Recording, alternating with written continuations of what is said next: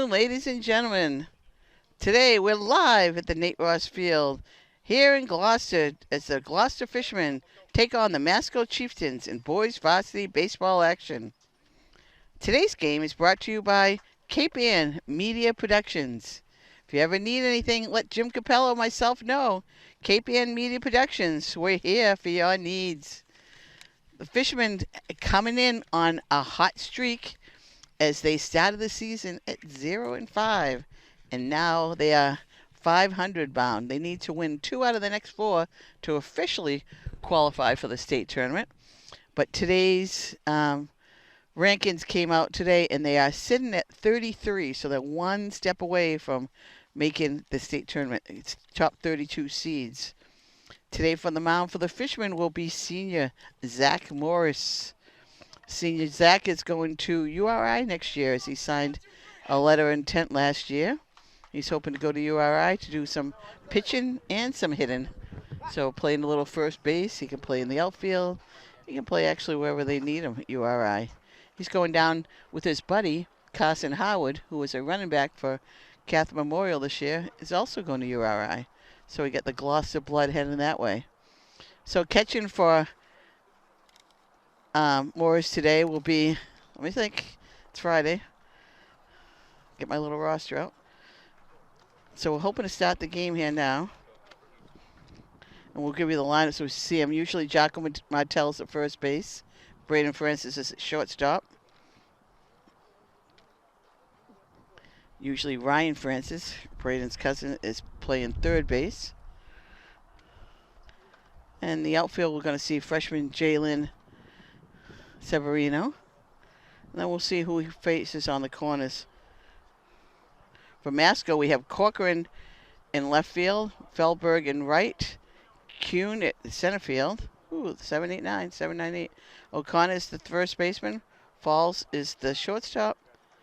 Porfirio is the third baseman. Sorboni's catcher. Karen's the DH.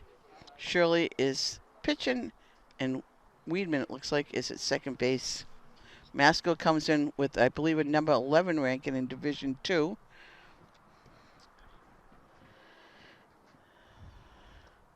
So it's going to turn out to be a good game today. We're very happy to bring our first spring baseball game. We haven't done a game yet, have we, Jim?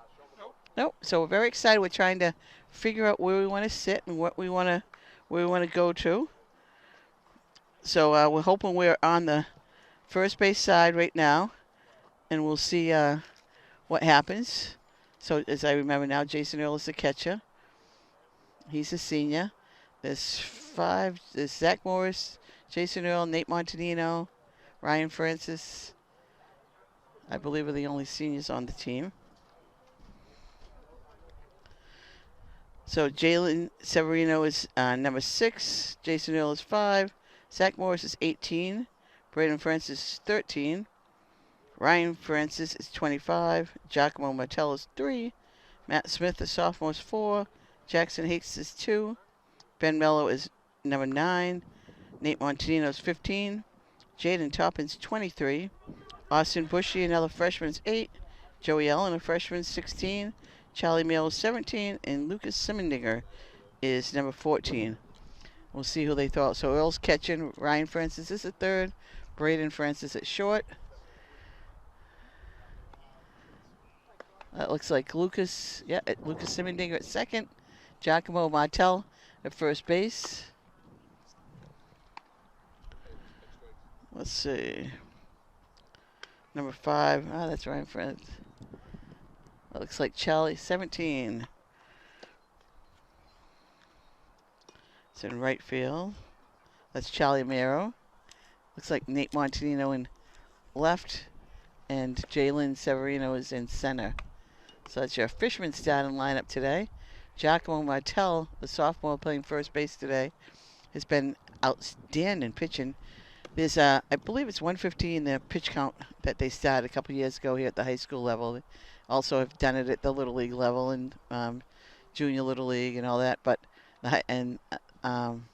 anyhow, he threw a game for 77 pitches, a complete game victory, and 77 pitches, which Little League is 85, And you don't see too many kids completing that in 80 with only 6 innings. So that's a masterful. He had 2 games last week that he started and won both. Braden Francis came in relief in one of them, and the other game, I believe they won in 5 innings, so that was nice. So they have been on a roll. Last week they played Danvers, who beat them the first time down here, and they won. And then they went to Salem also and beat Salem. So in Salem has clinched first place in that division for the Northeast Conference. So those were 2 huge wins that they started a couple weeks ago in the rankings for the state tournament. They were 53, and now they're 33. So shows the improvement. A lot of young kids. Braden Francis is a sophomore. Simmerding is a junior. Giacomo is a sophomore. Ryan Francis is third base. Ryan Francis, a catcher, pitcher, and left field are all seniors. A freshman in center and a sophomore in right. So here we have Cochran up for Masco. And it's a beautiful day for baseball. And here we go with our first pitch. This has been Zach's one thing this year. He's been a little while. They beat Danvers 2-1, but Braden Francis had to come and finish it up and face the 3-4 batters and struck him out. Oh, it's sweet. But Zach is one of the premier pitchers here in the Northeast Conference. So as I said, they have 4 games left, including this one, and they need to win 2 to qualify. But it would be sweet winning all of them. Let up a little on that pitch. They've been on a roll. They turned it around 0-5, and now they're 8-5. There we go. There's a K.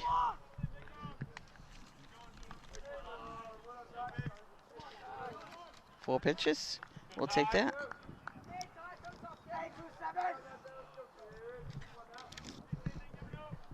So this is Ty Felberg.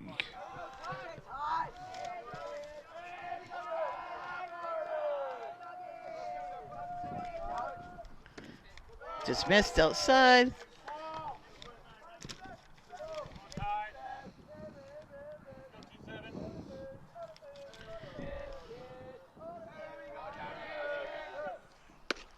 Hoo-ah! Strike one.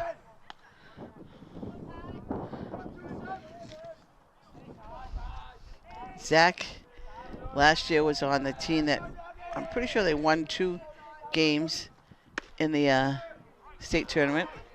Zach winning 1. Chad Moore being the other pitcher. So our umpires today out in the bases is Mike Munchmore, and Steve Albino is the plate ump behind the plate.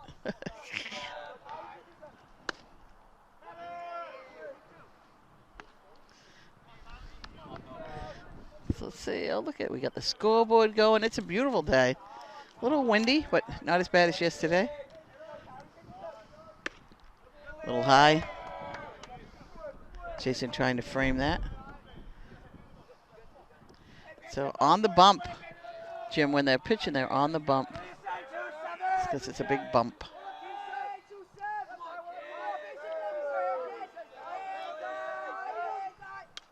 Ooh, nice cut.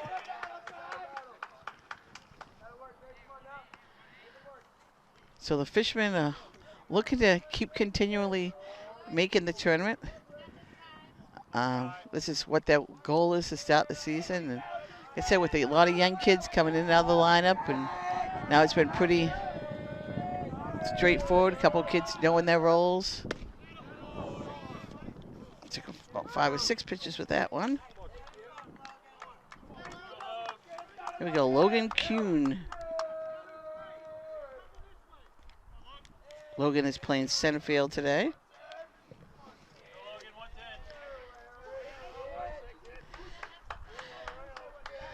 So Masco knows what they're facing today, and it's got to be Masco's second or third game. Usually play Monday, Wednesday, and Friday in the Northeast Conference. So Cape Ann League plays Tuesday, Thursday, Saturdays. And this way they have enough umpires because there just aren't enough umpires to go around. So if you know somebody who loves baseball and wants to stay in it, have them take an umpire class, because we could use them. And we could use less parents making pressure on them so that they don't want to umpire. That's kind of been the problem. Sit back, enjoy your child playing, root for both teams. Nice catch. Cheer that kid on. And Morris strikes out the side. Good start for Morris. And Gloucester coming up to bat.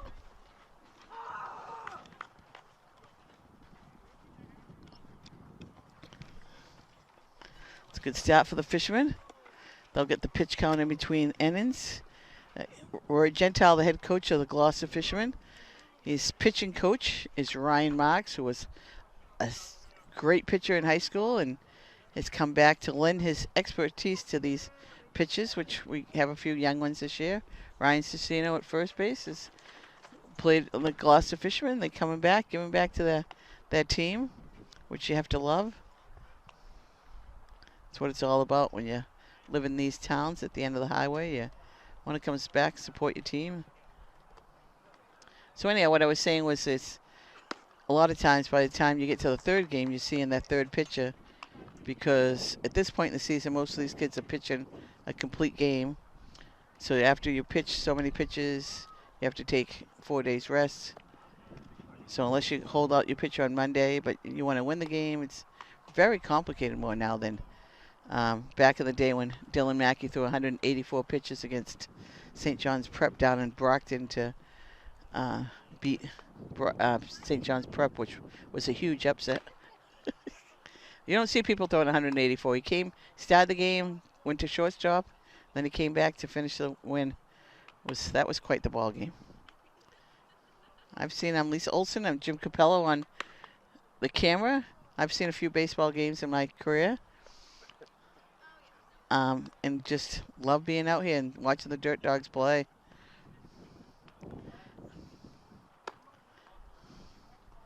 But I've seen the good, the bad, the ugly. Yeah, like them all, but the good is definitely really good. So starting up next, leading off for the Fishermen, Rhonda Olson. You there from Florida? You watching us? This is Rhonda Olson's baby boy, her grandson, Jalen Severino, number 6. Jalen led off the game on Tuesday with a monstrous shot to center field. And then the second time up, he hit one in the, you want to say like in the corner up there between right center, and drove in a couple more runs. Jalen, the freshman, he's got great speed, cannon for an arm, and covers a lot of ground in center field. He's been a huge help for Coach Gentile. He plays summer baseball on Matt Antonelli's travel team. And you can see the improvement that he's made. Jalen was never an all-star in Little League, and now he's playing where he should be. He actually also had a rotten Little League birthday, by the way. It was the end of August, and so he was the youngest kid. He never actually played at 12. He played at 11. That's outside, 1-1. Number 12's got the Major League look here with the long hair. You have to love that. Shirley is his name. Ooh, nice cut. So we got 1 and 2. We'll see what he throws here. He's got a change up, little curve. It's a big boy, Shirley's a big kid. Good size, actually, but ooh, just missed. 2 and 2.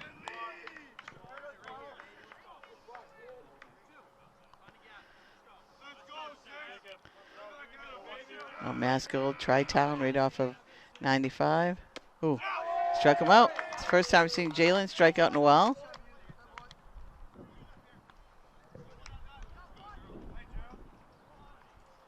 Jason Earl fist bumps his fellow catcher.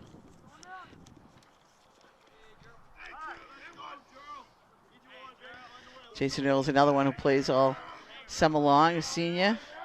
He was also out the first 5 games, and he's came back to solidify this lineup, solidify the pitches. Jalen caught for the first 5 games, first time catching ever.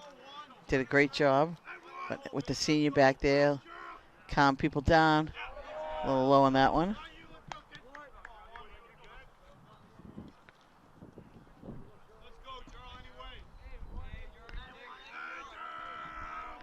But he plays, I'm not sure what team he plays on, but I know. Oh, it's another one. Jason was trying to scooch down on that one. Didn't quite work.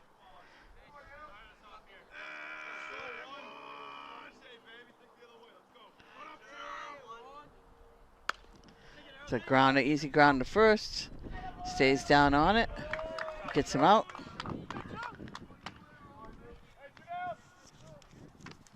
That was number 11.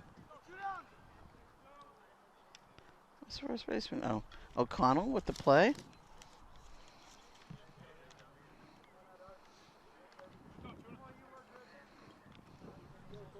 And here he is, Zach Morris, batting third, the senior captain. Tuna. Zach played on the Gloucester Little League team that lost in the state final, North Reading.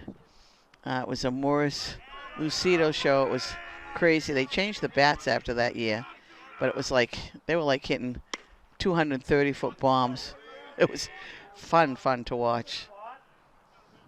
Zach was a pitcher back then. Him and Lucido split the thing. Lucido went on to switch schools and is at Governors, I believe.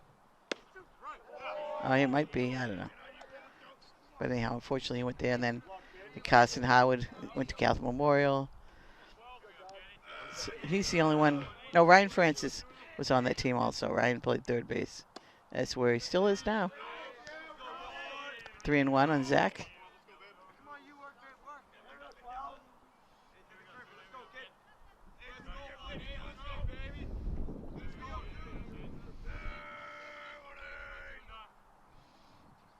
Like two. Oh, we called the ball four. Must have been outside.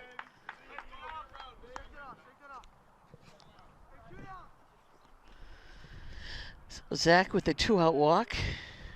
And that brings up number 13, Braden Francis, a sophomore. Braden's a true dirt dog. He plays between basketball and baseball. I don't think you can find him off either the court or the field in the summertime. Sometimes, ooh, that was close. Sometimes you might see him doing both. But he'll have doubleheaders all summer long in baseball, and then he'll be playing basketball.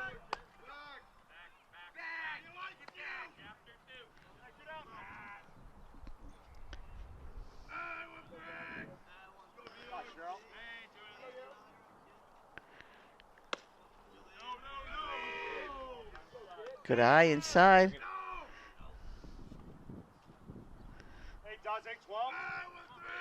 So we get 2 outs. Runner on first, Morris. Back.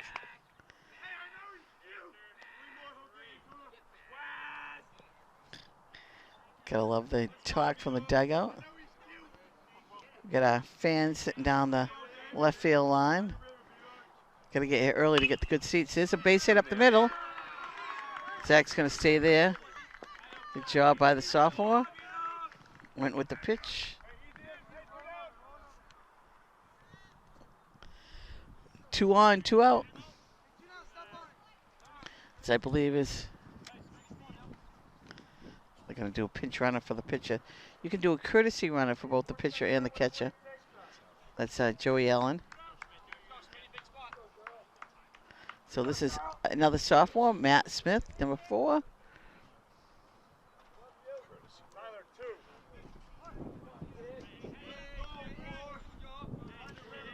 Matt has really come on strong this year to make his way up to the varsity. But he's hit a home run here. He's got the power. He's a strong kid. And he's really proven a much-needed bat in Rory Gentile's lineup.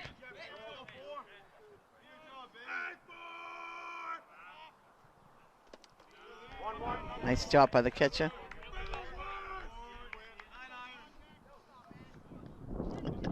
Nine iron.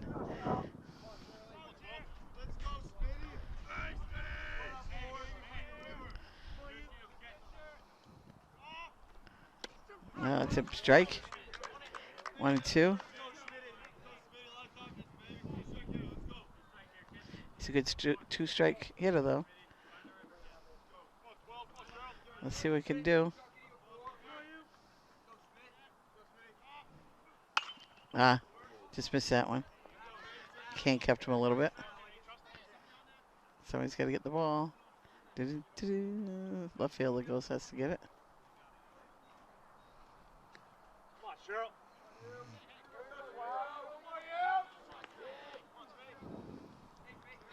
Interesting last name, Shirley. My mother's name was Shirley.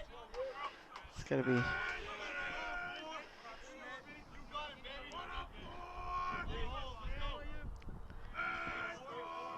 Yeah, 1-2 pitch. It's 3 outs. Catch.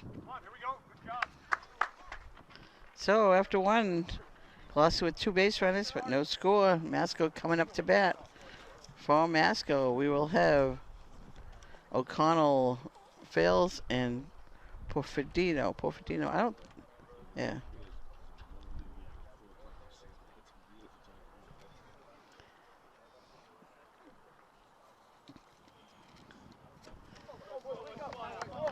So as we said, it's a beautiful day for a baseball game here. Masco is the stronger team today. We'll see what the Fishermen can do if they keep holding on with Zach Morris, #1 pitcher out on the mound today. The wind is really stopped here. Usually it can be a lot of trouble. So if you notice at Nate Ross Field, right field's a short porch. So they made a double fence, but it in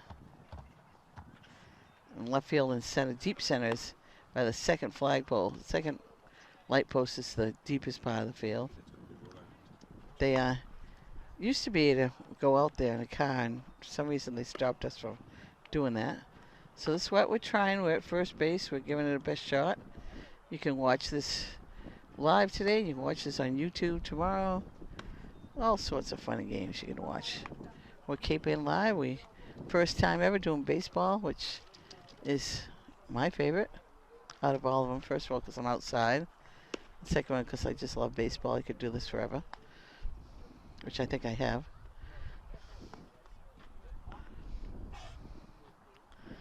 Kind of quiet crowd here so far. Quiet on the benches as they're trying to work each other out, but we got a nice little, as I said, nice little scoreboard, which we didn't have. So we're in the 21st century here at Gloucester. And if somebody operates it, then we can actually see the score. The Fishermen need to win 2 out of the next 4 to officially clinch a tournament. As they sit 33 right now. You got to be in the top 32. Masco's already clinched.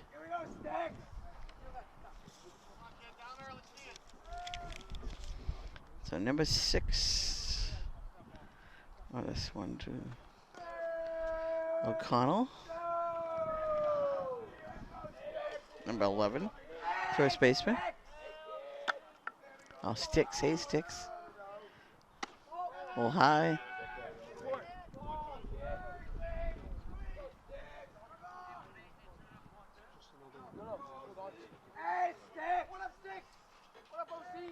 Don Enos, we have the on-deck batter in the way, kind of like the umpire. Don Enos is the fantastic photographer. Cover all of Gloucester High sports. And she has some pretty entertaining pitches. That's going to fall in. No, it goes right to him. Never mind. It's got a piece of it hung up there.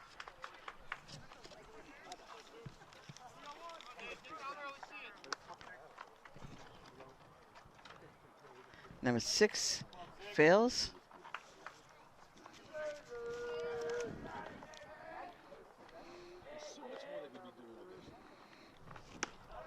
A little high, ball 1. Always want to throw that first strike. Not all the time, but you want to get that first strike in there. First of all, lessen your pitch count, but get in control.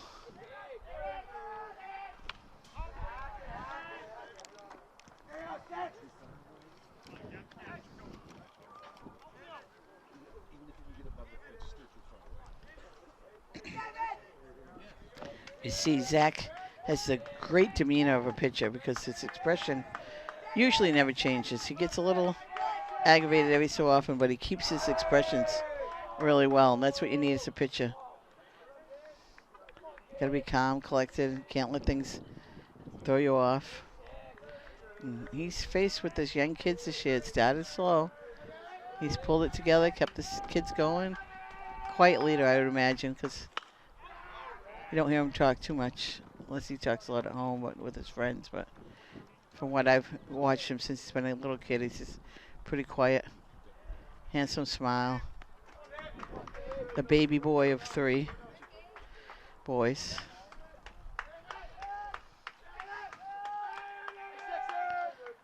Ooh, picked him off. He'll take that. That was a slider that didn't break. Jason Earl fixing tying his shoe.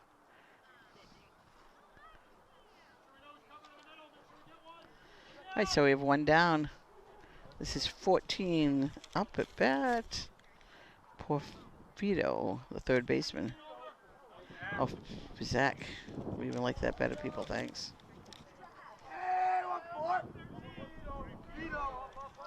Fields has a star. He must be the captain's.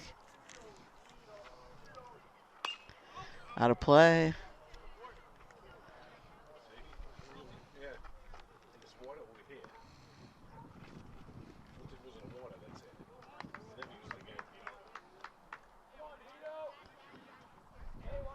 One out. We'll see if they test Earl's arm here. 1 out. Runner on first. Not much of a lead.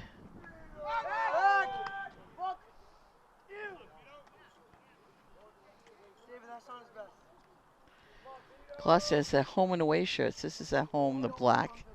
Then they wear the maroon on the road. There you going.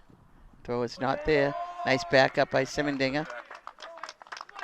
So stolen base by Fields.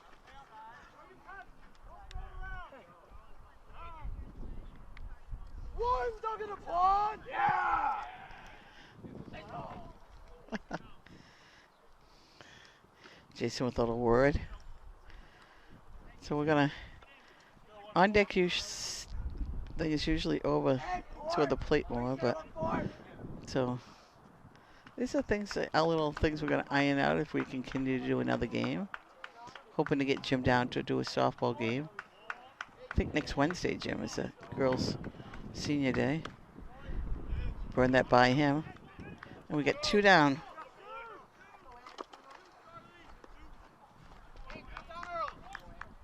This is the catcher, Cervoni.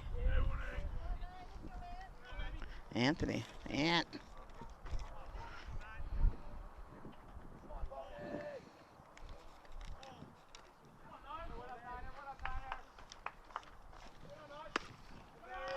A little up high. Ball 1.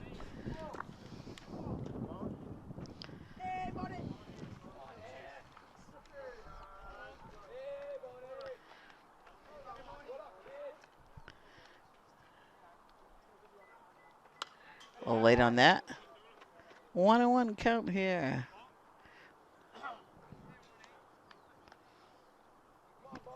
Eighth bat in the lineup.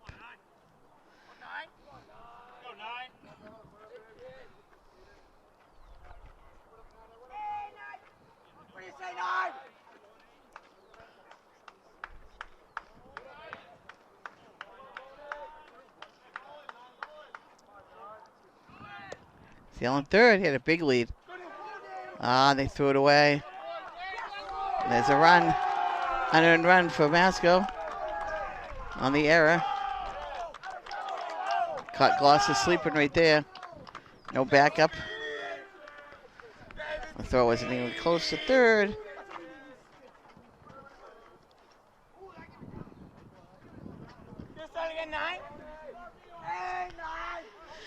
That's what you do, speed kills. Gloucester was sleeping.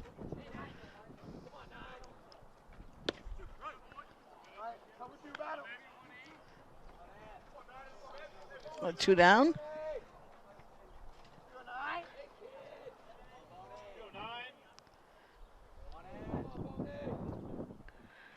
And blow by him. A little late. He's got 5 strikeouts after 2, but he trails 1-0. Gloucester coming up to bat.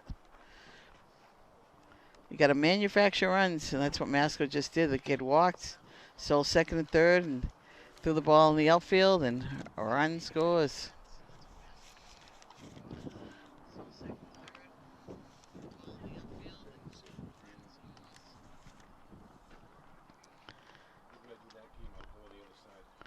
So Rory Gentile, Coach Gentile, has got his team together and just say, come on, we got to wake up. Can't let runs go happen like that.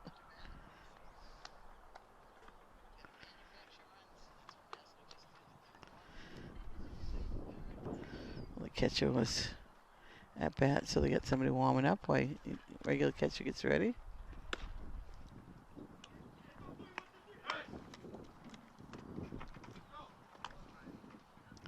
So we got the bottom of the lineup coming up for the Fishermen. 6, 7, 8. And hopefully 9.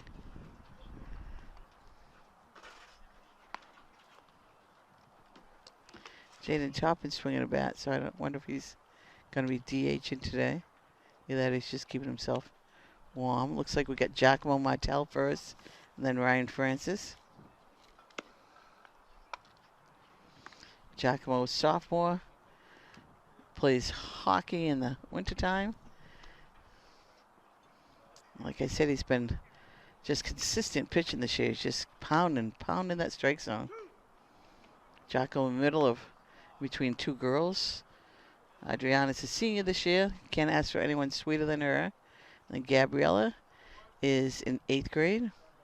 Gabby played last year as a 7th grade freshman softball. This year as an 8th grader, she's playing JV softball. She played JV basketball and JV field hockey sister. So we always tried to get Adriana to play, but she was just way too sweet. That beautiful smile. Great family, Josie and Keith. Great supporters of all of Gloucester athletics. Josie's been great with softball and all the sports for the girls and boys. Baseball team had a nice fundraiser down at Jalapenos on Wednesday. The place was packed. So hopefully they did well. A little high. I think my favorite the other day was they were playing in English. They played here at home on Tuesday. And the Gloucester bench, the kid walks, Giacomo, and the Gloucester bench is like, he's 6'4". It's like that always killed me as a coach when your coach is that the bat is so tall and you can't throw a strike to him. Then you strike out the little kid that you hope walks. Ooh, nice hold up. Nope, he didn't go. They called down. Looks like he held it up.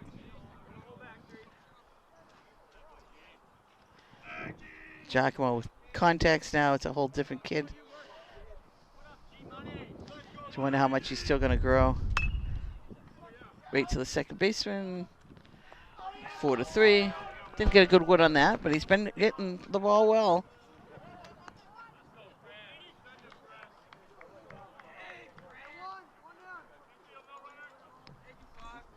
Oh, Ryan Francis, senior. It's like Nate Montanino up next.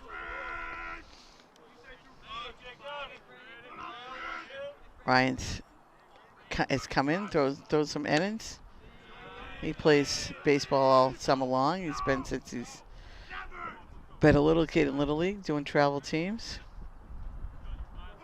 Pitches, plays third, can play first. He was on, it's could drop in. That's foul ball. He was on that Little League team that went to loss, unfortunately, in the state finals. That was a fun summer watching baseball. The boys of summer.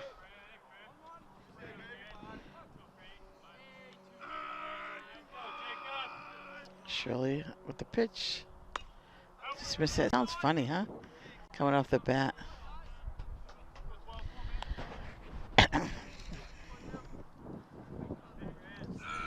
strikes on Francis, 1-2.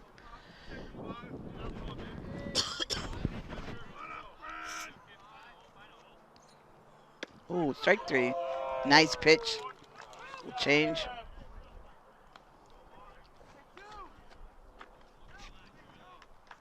Nate Montanino.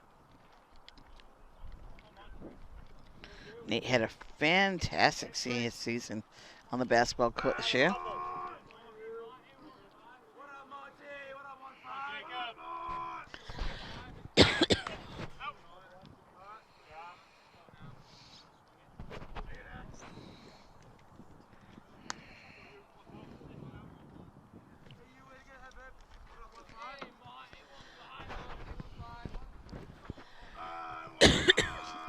We got Lucas Simmendinger on deck, so Jaden's just keeping warm, it looked like, which is always a good move. It's up the middle. It's going to sneak through into center field for a base hit. Snuck that one in there. Nate Montanino, 2-out hit.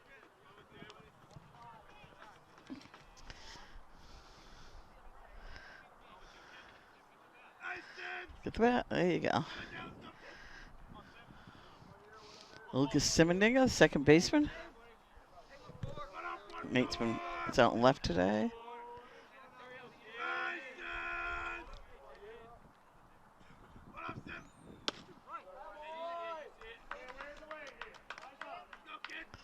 Lucas had played travel ball all the way since he was probably 12, 13, and unfortunately hurt his arm last season, because boy could he pitch. Outside.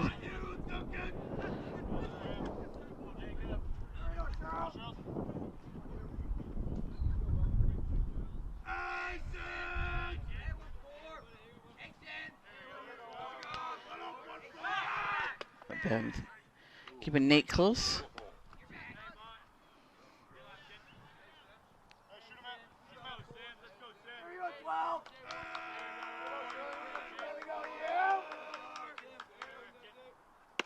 A little high.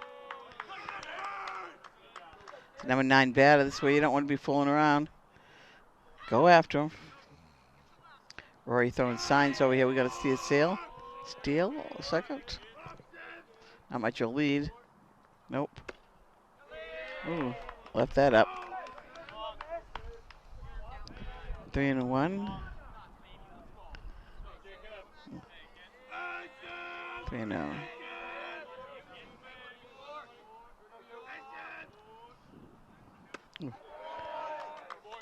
Good cut. So 3-2. Get going on the pitch. Rory tell him make sure he pitches, delivers to the plate first. But you got to get like that there. Pitcher knows he's going.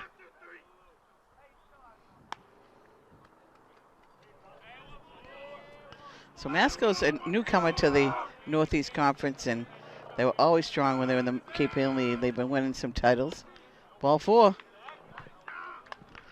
Ball 4.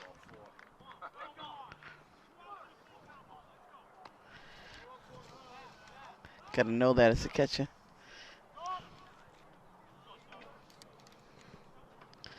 So Simmendinger with the walk. And there's 2 runners on with the leadoff batter, Jalen Severino. Jalen struck out last time. He hasn't struck out too much lately. So making contact.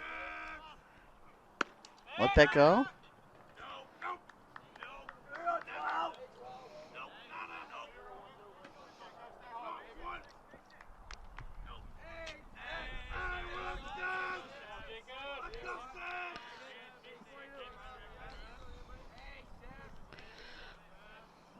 It's a pitch. Still up. Jalen showing some patience here, letting the 2 high ones go. It's usually some kids' favorite pitches to hit. Jalen's put a lot of time into making himself this better player. Popped him up. Shortstop. Ooh, wind took that bad boy. So and Jalen's retired, and at the end of 2, it's Masco 1, Gloucester nothing.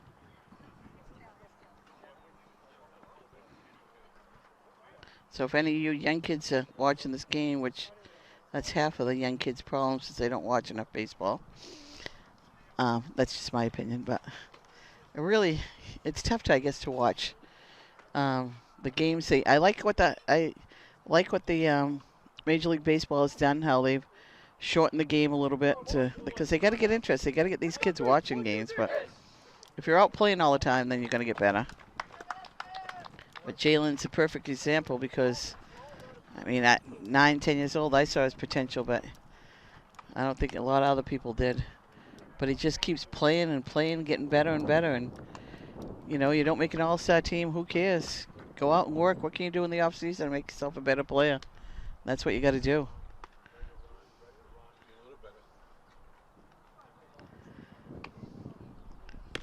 Matt Smith, who's DHing, another kid who was always overlooked.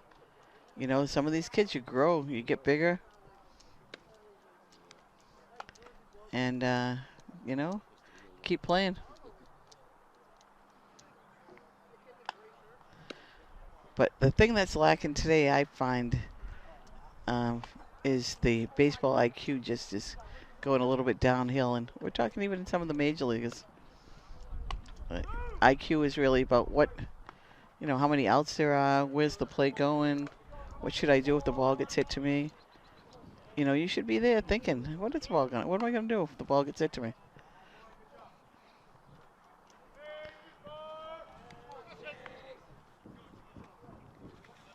So we have 34 Karen up at bat. He's the DH. So second baseman isn't hitting Wideman. So this kid's hitting for Wideman. And the pitcher on deck. Chase, it sounds like. Chase. Karen. Ooh, CC. Sweet. Strike one.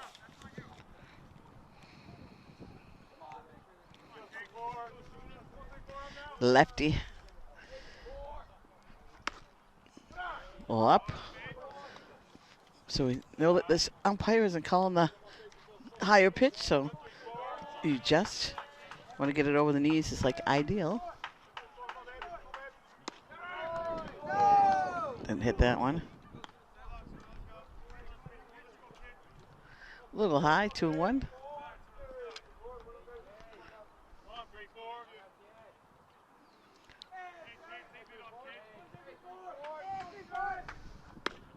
Outside. Jason tried to frame it.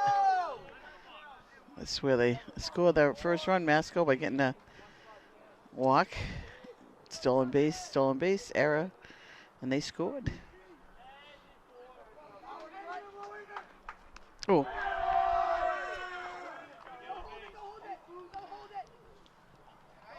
Hit him in the back, so I don't understand what its arm's doing, but must have caused, hit a nerve. Uh-oh. Uh-oh, how'd you get here? Oh.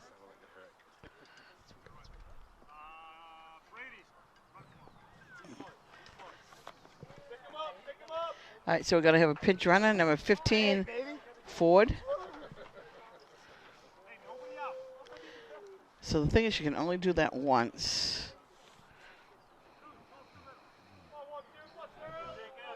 So the pitcher, Jacob Shirley.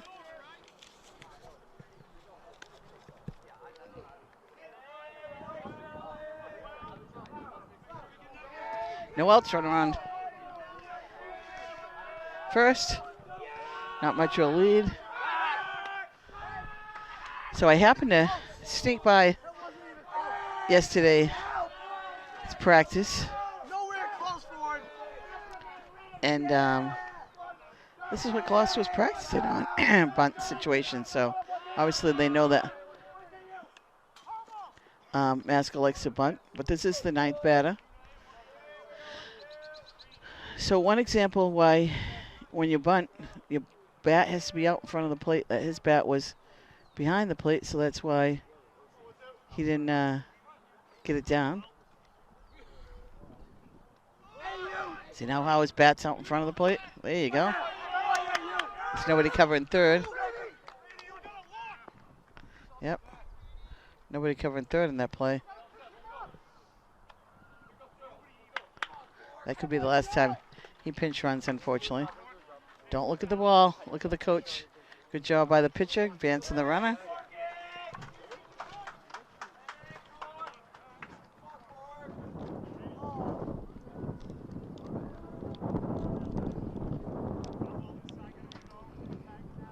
All right, so it's the runner in second, scoring position, top of the order.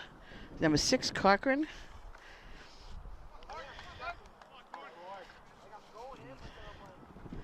So it's the little things, one-run game that you got to do. You know, this kid doesn't score on this hit.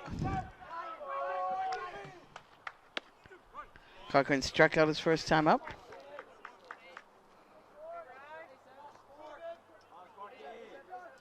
Corky. How many times kids going Corcoran? Corky.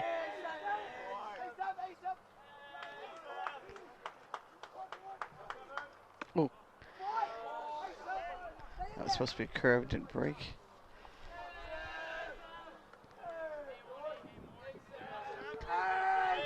So it's interesting that shortstop's covering there and leaving kind of a hole. Usually that's the second baseman's hole. Foul ball out of play. Coming our way. Oh no, it's not even close. Got 2 on him.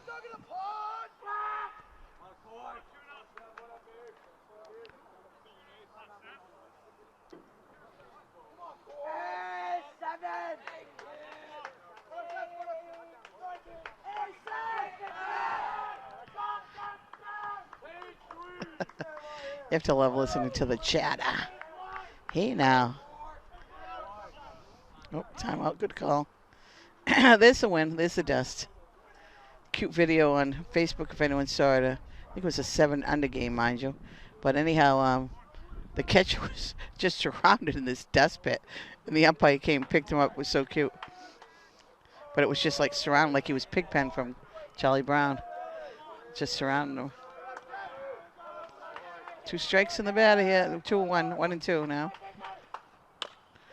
That's trouble. It's gonna make it. There it goes home.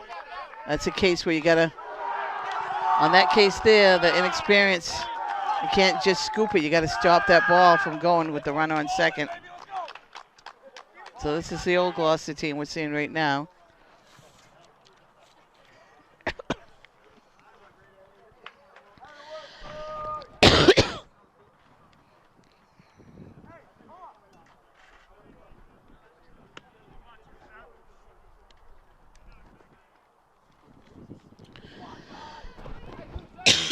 That was we'll give that a base. That was definitely a base hit. 1 out, it's 2-1. There he goes. Throw is on. Oh. Replay that. I think he got lost in the dust storm. Oh, man.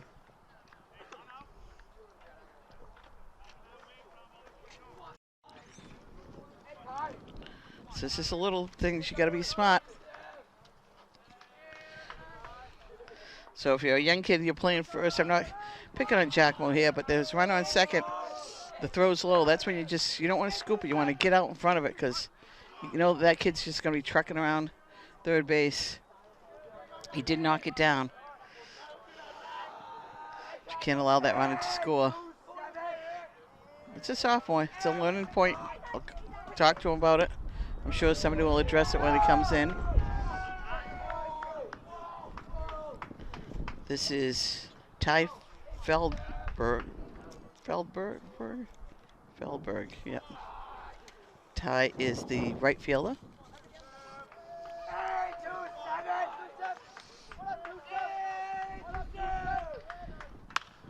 Pop up. Right field. Charlie having a little difficulty with the wind out there. Runner tags up. Corcoran tags up and Advances him to third.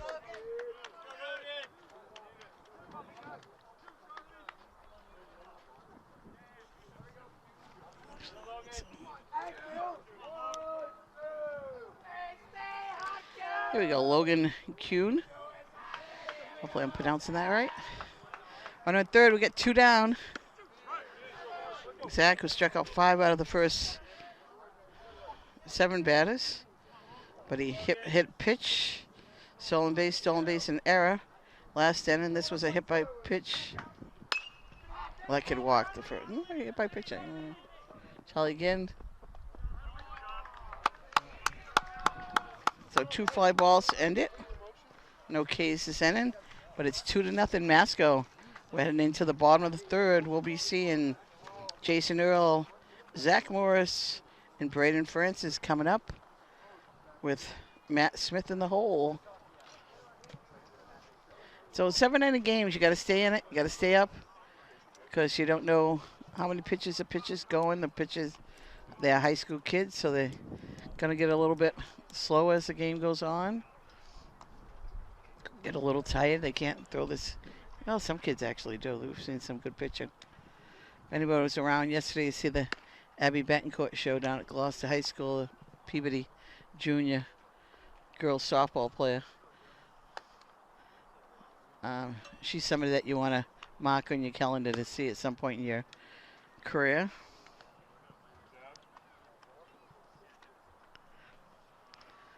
A 2-0 game, bottom 3. 2, 3, and 4 up. So let's see what the Fishermen can do. Second time through against Jacob Shirley. Seen it once. So now we can see second time. Third time's even more of a charm.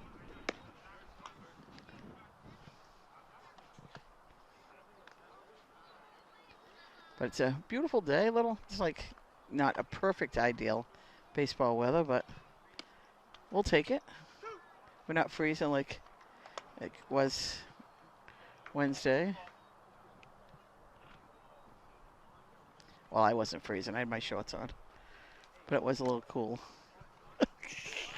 At the beginning of the year, it was like kind of really. I actually wore pants one game to a game, so you knew it was cold. That was it, though. I only put them on just for the game, then put back the shorts. Hey, talk about the win. Something this way. Yeah. This coach has been around for a while for Masco. Baseball guys. Gotta love baseball guys. We had the best at one point. We had Rory. We had Brian LaFada before him. Rockport, we had John Parisi. Manchester, Weed is his last name. Coach Weed, great coach. BJ. They were dirt dogs, let me tell you. Live on that baseball field.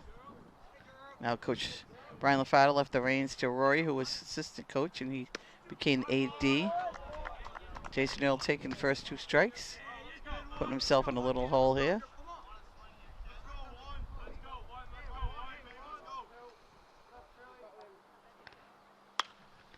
It's out to second base.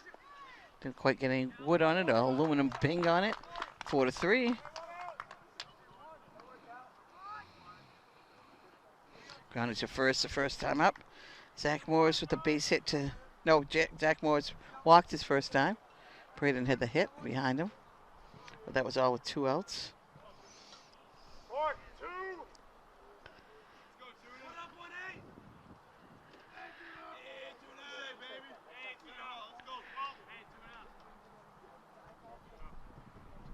Inside. Anything to you is gonna cut. Yep. Good job. Left-hander in left field and off the left-handed bat. And the coach said anything that's coming is going to go that way. Popped him up. Shortstop. And it's a can of corn. 2 down. Braden Francis, shortstop. Braden got a nice hit to center last time. All left side. Up the middle left side. Gloucester with 2 hits. Masco with just the infield single.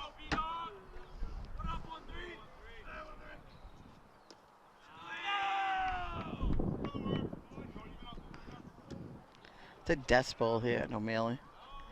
Probably Dust Bowl most places. Rain tomorrow, supposedly, but that means it'll be rain late Saturday night, early into Sunday because weather force is a little bit behind times. It's a hit. Like Gappa, that's going to be 2. Oh. So the same thing. Turn and look at the coach. You don't make that. You don't make that third out at third base. But still, you don't want to turn back. You want to. Anybody who's looking, any young kids, you want to look at the coach. Don't look at the ball. Right, here's Matt Smith. Matt with a strikeout. And as I said, I'm not saying anything. Braden's one of the smarter baseball players out here, but want to see the coach. Oh, nice changeup.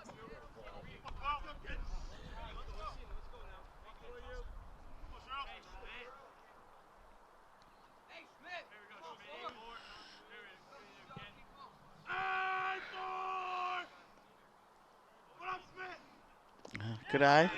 He's going to advance to third. Hey, he's 90 feet away. Braden Francis. 2 outs. So if you know Matt Smith, you want to ask him how the baseball season's going, ask him about the Danvers game in Danvers.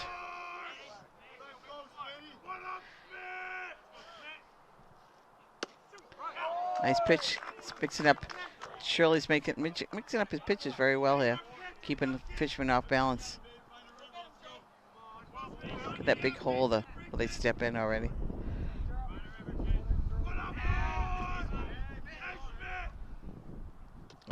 Go, go, go. Oh, there you go. You got to love that. Wild pitch. Big backstop here. And it's a 2-1 game just like that. It was really messing him up with his...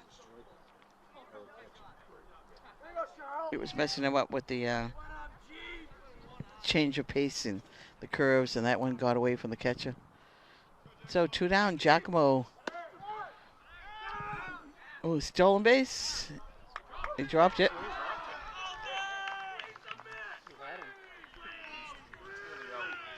It probably would have been out. Nice throw by the catcher. Giacomo grounded to second the first time up. 2 down, runner in scoring position. Tying run, second.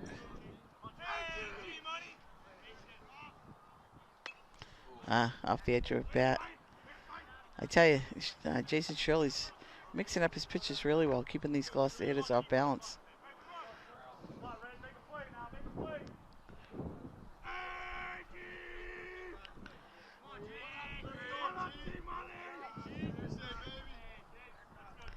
Good little lead for Smith. Ooh.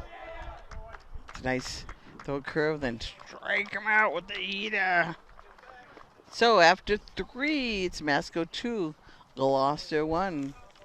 Up from Masco this inning will be 4, 5, and 6, which is O'Connell, Fails, and Zach Porfido.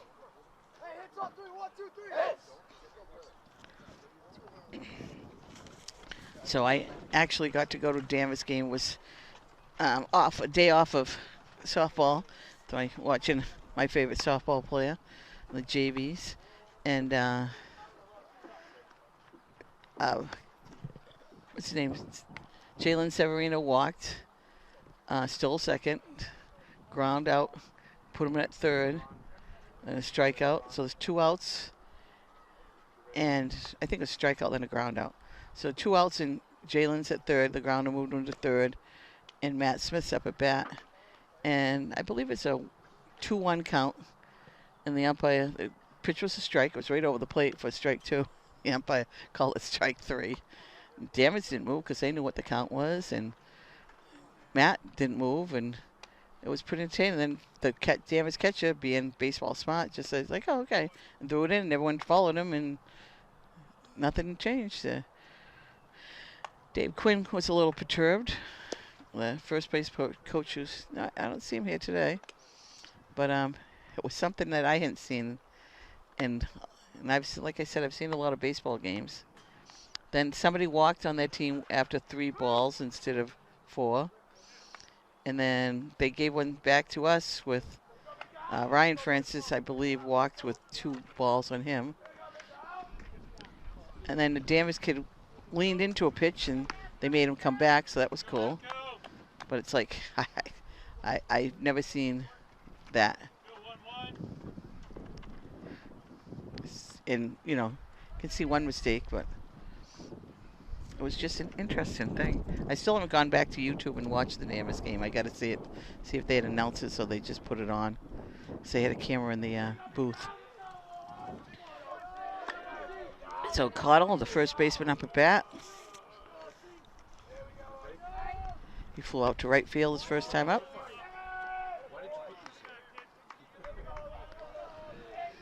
Top 4, Masco up 2-1. All they have is one single, and that was an infield hit, high chop at a third base by the left fielder Cochran.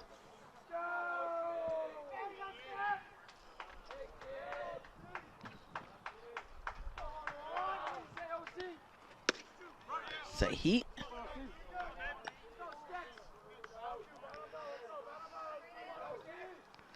So he flied out. His first guy to hit the ball is Zach. Struck out the side in the first inning. Ooh, and out of here.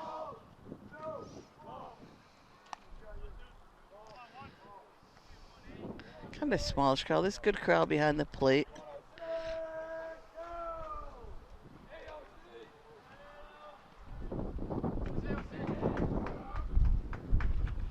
Ooh, just missed inside.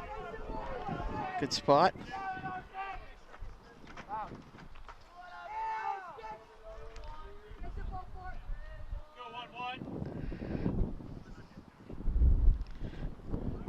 Rory Smalt's going over there. Not quite sure.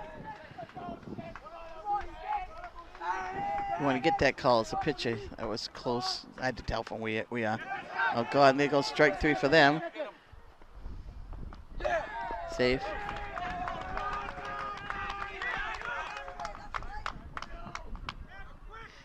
He's got to advance. So on that play there, I'm going to just let everybody know, you can turn right, you can turn left, you can turn whichever way you want. But as long as you don't make that one step to go to second base, you're safe. People kind of misunderstand that rule. So that's a tough one.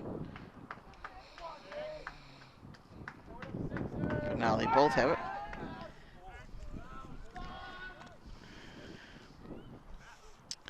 All right, so this is hit by pitch. This is number 6. Fails, the shortstop.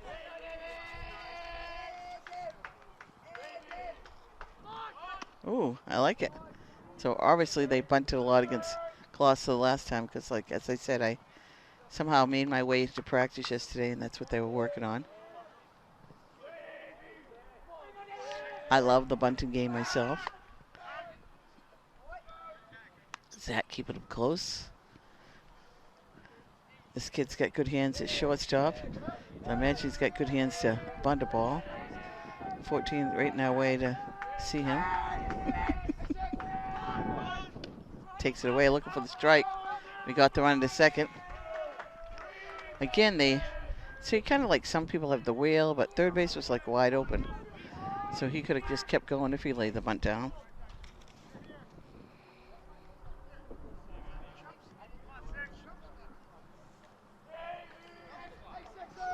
So no outs, runner on scoring position.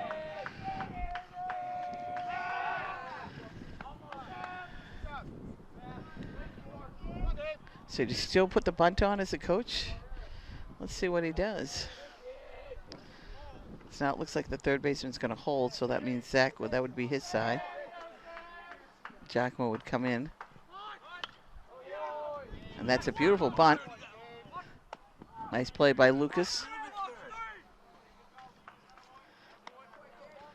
How he plays small ball. 1 out. Nice job by the shortstop.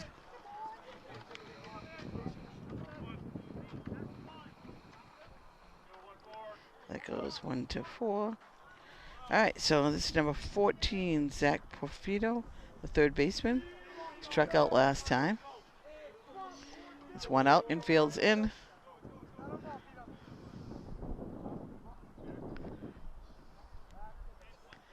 So now he did his job because he showed them what he's going to do.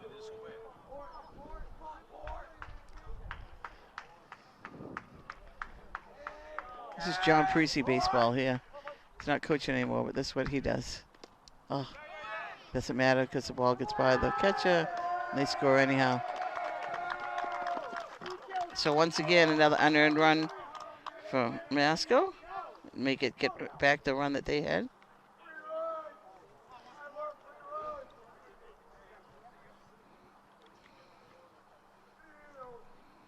This gets good.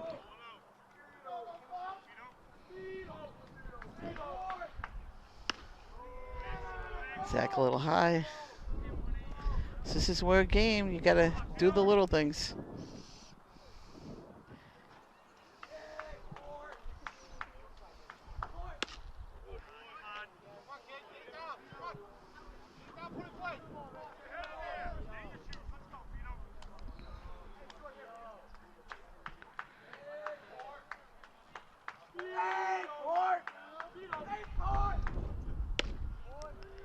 That would have been a killer if they called that a strike because they're just telling him not to swing at that. So, and he swings. Zach Porfido, the third baseman. Ball 4.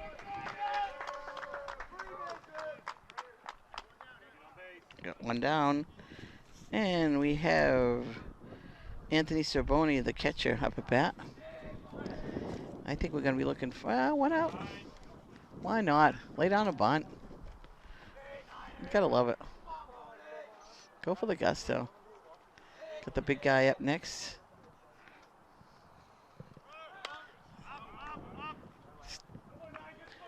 They were swinging, bunting, swinging, running, I mean.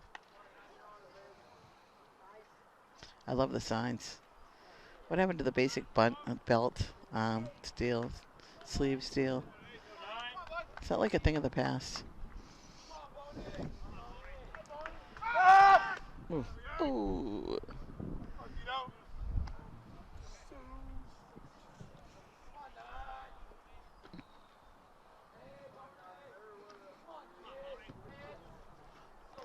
One down, runner on first.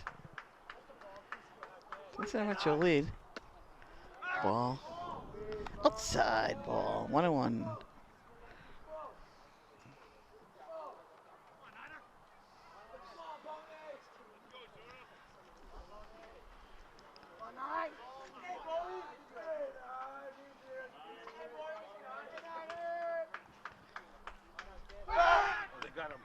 Oh, they got him in a pickle.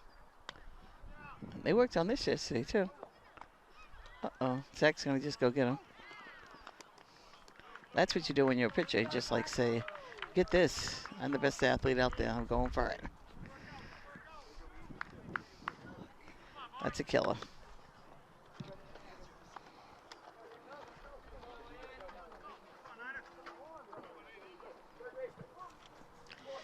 Good one for the Gloucester High. 2 down.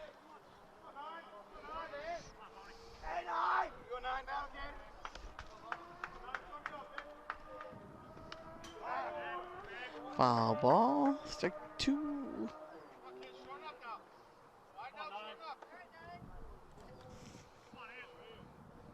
Anthony Sorboni.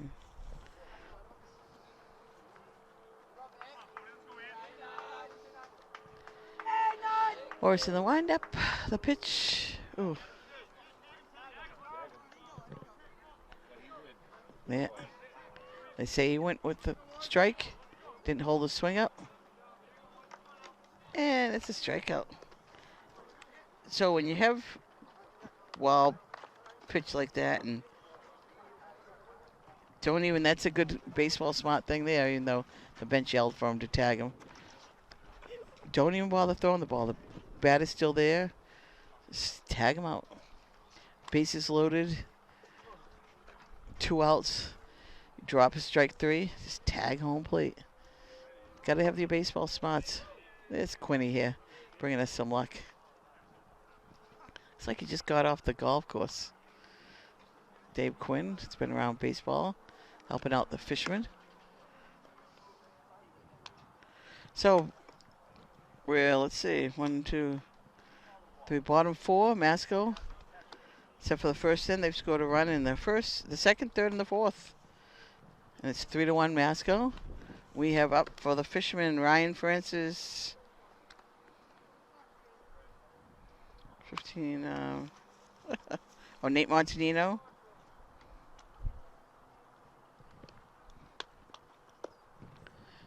It's at bottom 4th.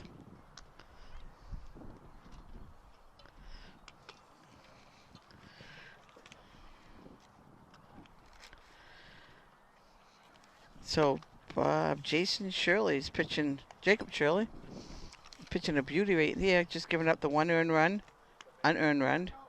The fishermen scored in the 3rd on it, well, a double, and then a strikeout, but it went by the catcher.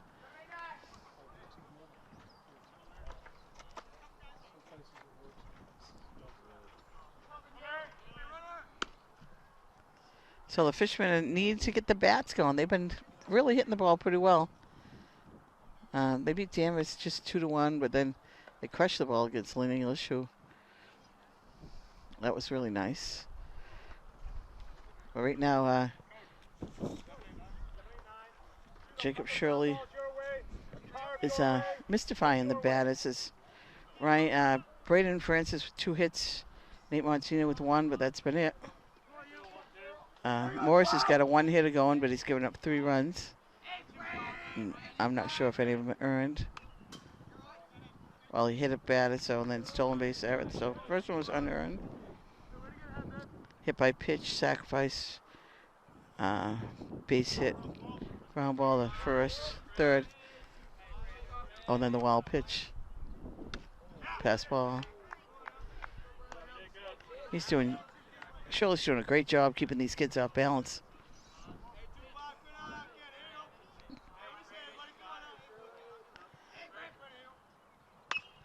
Another nice pitch out of play behind. It's coming out.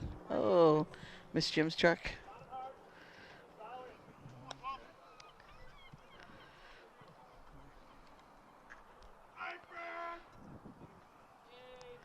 Ryan Francis, a senior, 3rd baseman. Good eye. Nice pitch. You want that up high with 2 strikes, but not that high. Good idea.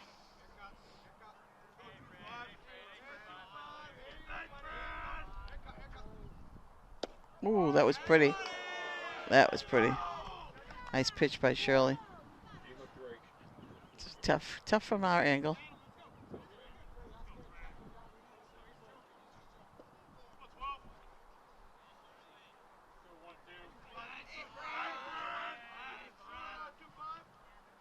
Like 3. You're not gonna get that twice. Once maybe, not twice.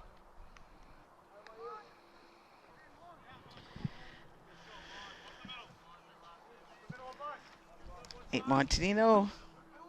As I said, Nate had a tremendous year this year in basketball. Played great last year also, but it's like so much fun to watch him play this year.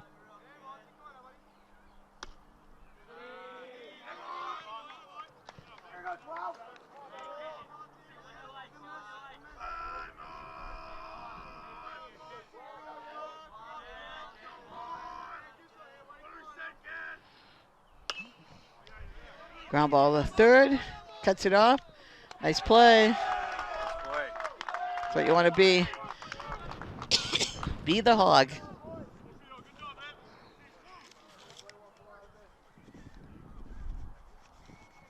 Two down. The second baseman, Lucas Singman, had a sack bunt. Ooh, sorry. Oh, a little high. Like those.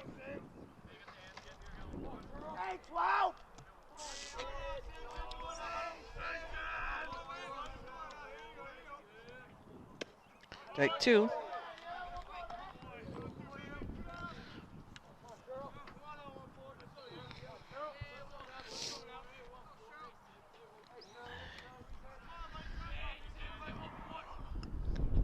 Right, three. Didn't waste anything there.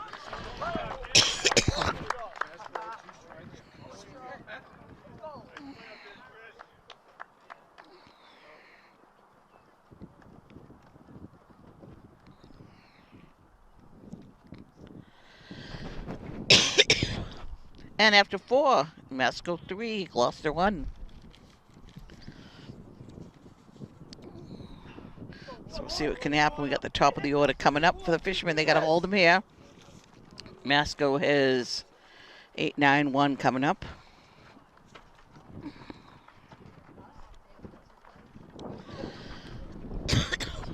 Oh. I think it's Jim. I haven't coughed in a long time.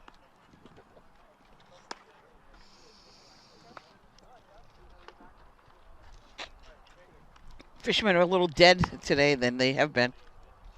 So we'll see in the fifth end if they can get it going a little bit. You know, you don't want to put. You've been playing hard. You don't want to just stop after you finally get to 500 after starting 0-5.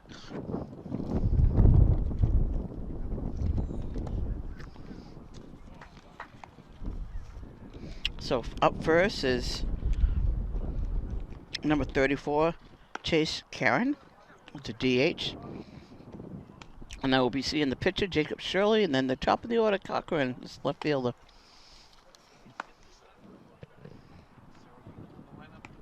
Who? Yeah, batting first. He'll lead off next inning.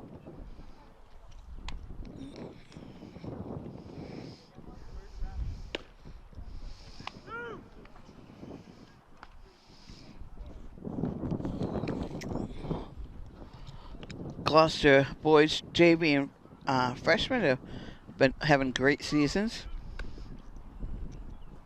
Some nice underclassmen are going to be coming up here in the next few years. The catching spot will be wide open, so if you're a catcher, that's what you want to work on this summer. Get out there and play a little bit competitive baseball. Don't play down, play up.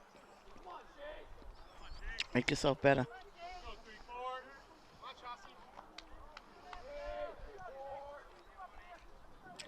So I tell you, Rory Gentile, Coach Gentile, talking about baseball IQ. This is obviously why he's a coach now, but even at 9 years old, Rory knew what to do with the ball when it got hit to him.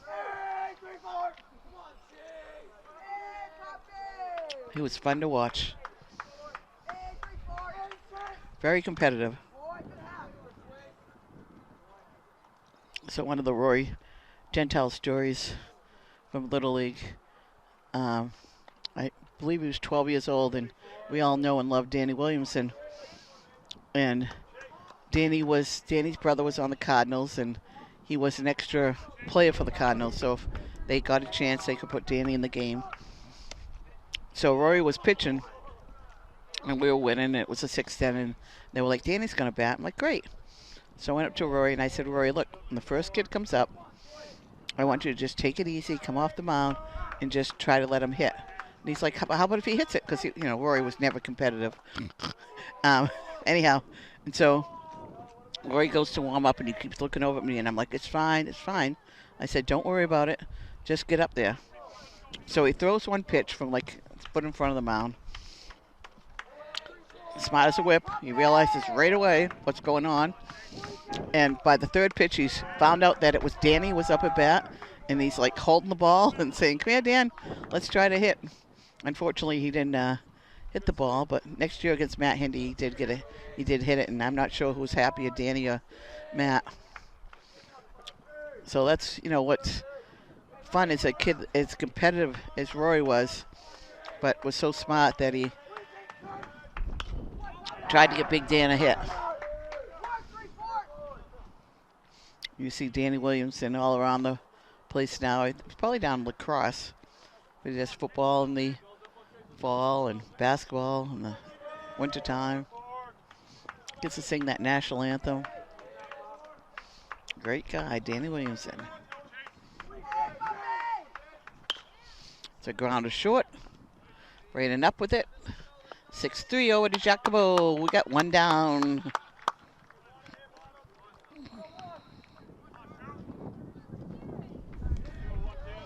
Up the pitcher, who's pitching to Jim right now, Jacob Shirley.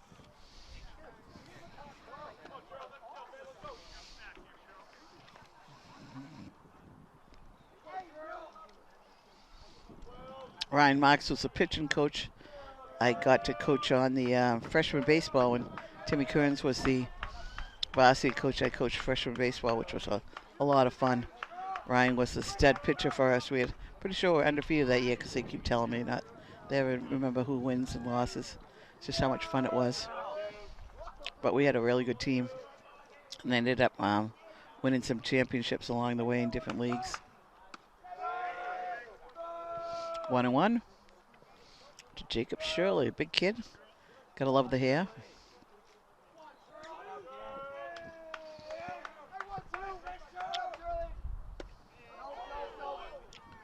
Held up.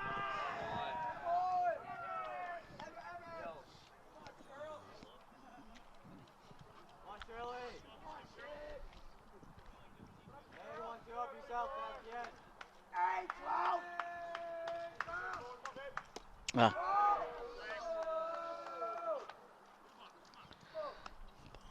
Three and one, I believe. It's number 9 batter.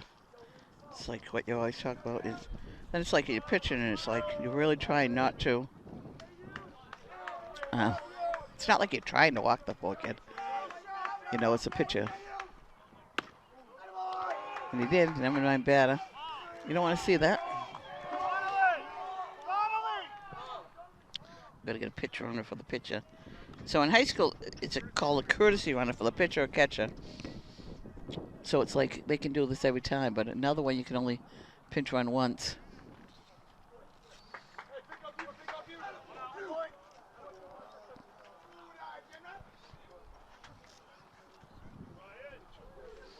Three to 1 Masco. We're here in Cape Ann Live on a beautiful spring day. So I'm hoping Jim's enjoying this because I've been begging him to do this for a couple of years. My love, baseball.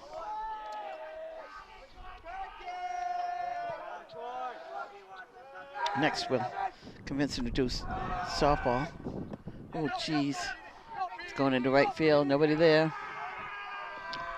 Not what you want to do. He didn't have that big a lead. Fed right in their hands, leadoff batter. Got to be the smarter team. Right now, Gloucester's not doing that.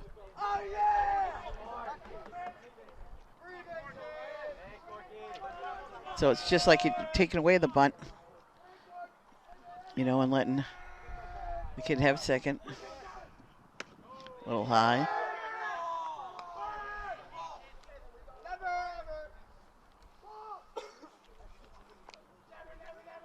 Ryan Marks calling the signs over there.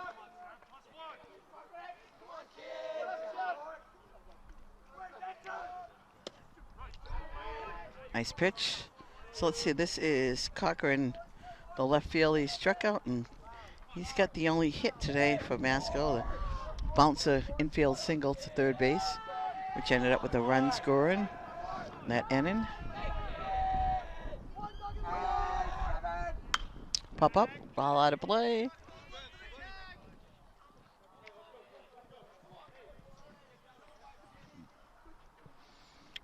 Now in that play there, as soon as the ball's baseball intelligence, as soon as that ball's hitting the air and you see it in the foul territory, you're just hanging on second base. You're not getting off a second. You're hanging on it. You're going to tag, and you're going to look at the coach. When he says go, you go. There's no need to be off of the bag on that play. Oh, the pitch hasn't worked all day.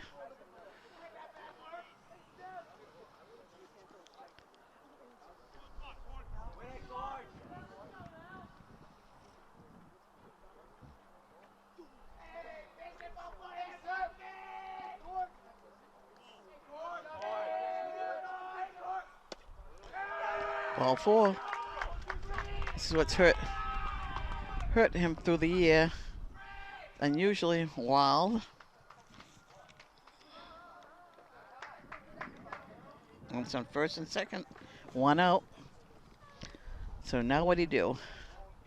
This coach seems pretty young. Do you lay down a bunt here? Cause havoc? With John Bashale lay down a bunt and just go crazy thing? So when you bunt the ball, there's 3 things you got to do. You got to pick it up. You got to throw it, and the first baseman or somebody has to catch it. So even still at major league level, sometimes that's difficult. So we'll see. This is 27 up at bat. Ty Felberg struck out and flied to right.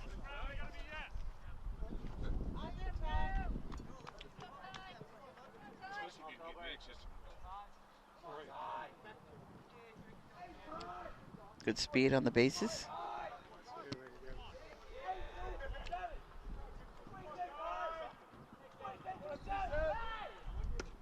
A little high. Ball 1.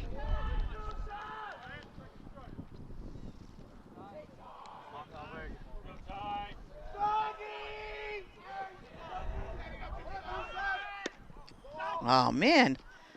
Again. Stolen base. Error on the catcher. Not even close. That stolen base was on Zach. That wasn't on Jason. He should have just ate it. He was already there.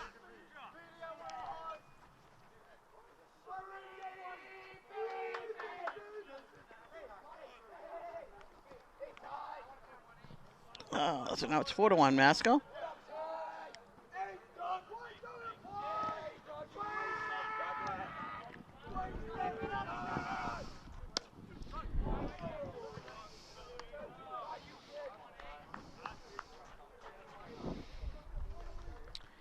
So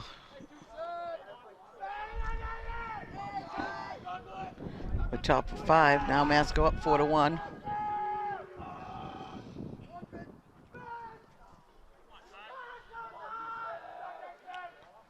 Gotta show him that you're there somewhere. Shortstop in second. Make sure he knows where you are.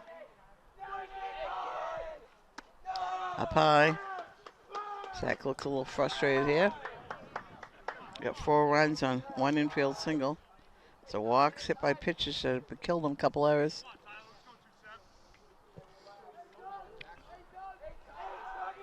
So things that make you win games, the little things that's killing Gloucester right now.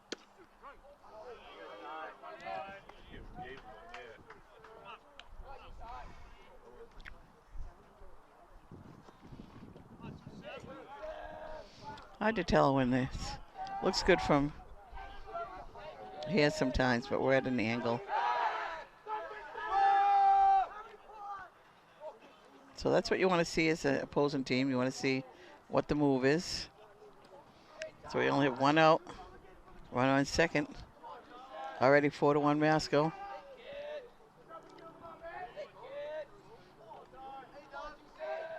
Top 5, so we only have 3 more at bats. That's another walk.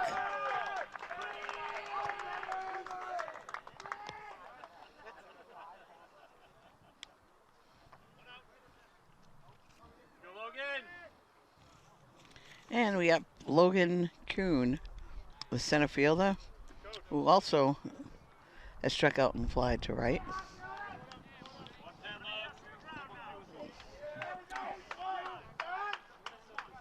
He's a number 3 batter, so you know he's a good hitter. It's a grounder.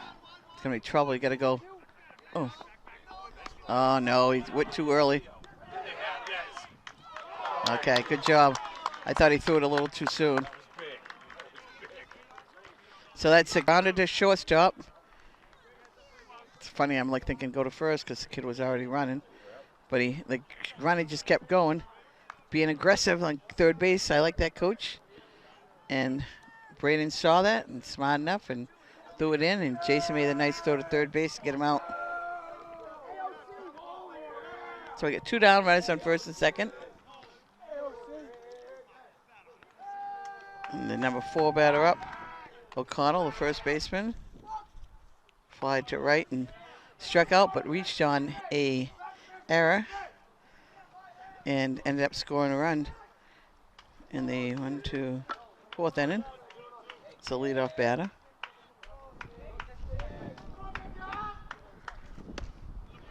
Blows one by him there.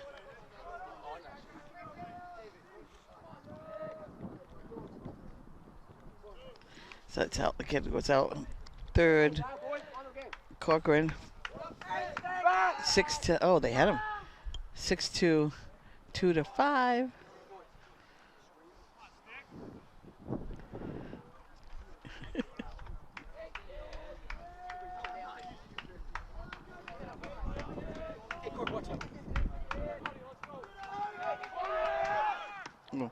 Inside pitch. And again, they're like running the bases ragged here. Double steal. Runners on second and third, 2 outs.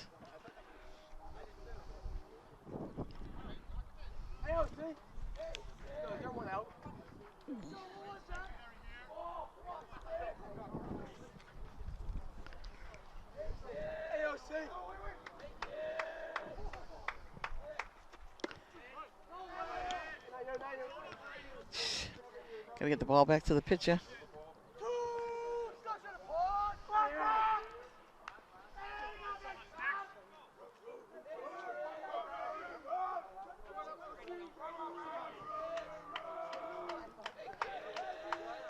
Big lead, the runner on third. Zach saw it. Ryan Francis comes over, but a little late. Kid gets back. Ty Feldberg at third.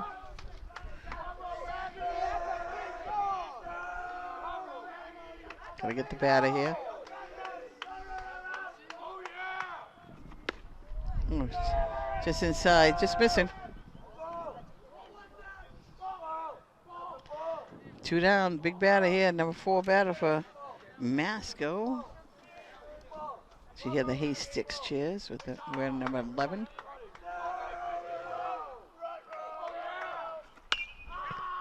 Great to Giacomo at third.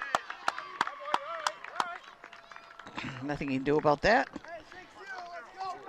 So it's top going into the bottom of the 5th. Masco 4, Gloucester 1. Gloucester will have the top of their order up. So let's see what they can manufacture here. They got to get back. They get the bottom of 5th, 6th, 7th, 3 more bats, 9 more outs. But Jacob Shirley has been pitching a gem.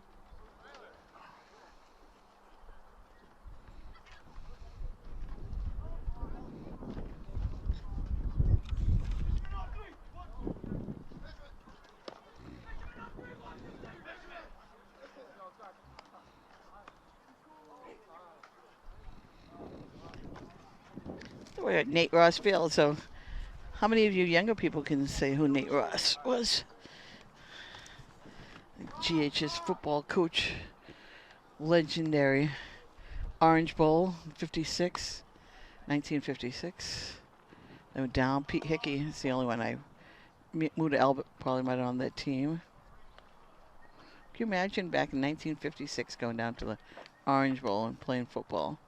How cool would that have been? Oh, it's kind of cool now if you think about it.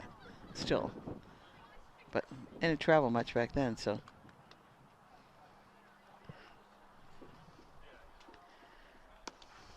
It's a nice facility we have here. We got the hockey rink, obviously, it's up at the school. And then we got this field here, and they have 2 nice fields down there. One dedicated to Dick Wilson, the other one to Bucky Rogers. Dick Wilson played in the first Gloucester Little League game. He was 9 years old, and he played with, God, what's his name? That played for the Red Sox, the lefty, the pitcher. He was 12, and Dick was 9, and Dick pitched lefty. Outside a couple times, right there's fine time. Logan, just give 2 steps. The interesting thing is that we don't have any signs up here like they have at the other field, people supporting you. I got some action in the bullpen here. Jalen Severino. It's interesting when they call that a strike and he misses it. Got Jackson Hicks on deck. So Jalen is 0 for 2, a strikeout, a pop-up. So Ron, we need to bring him luck here.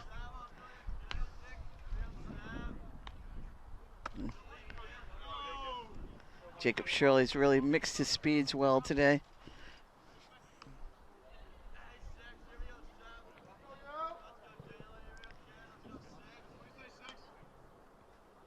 Go high.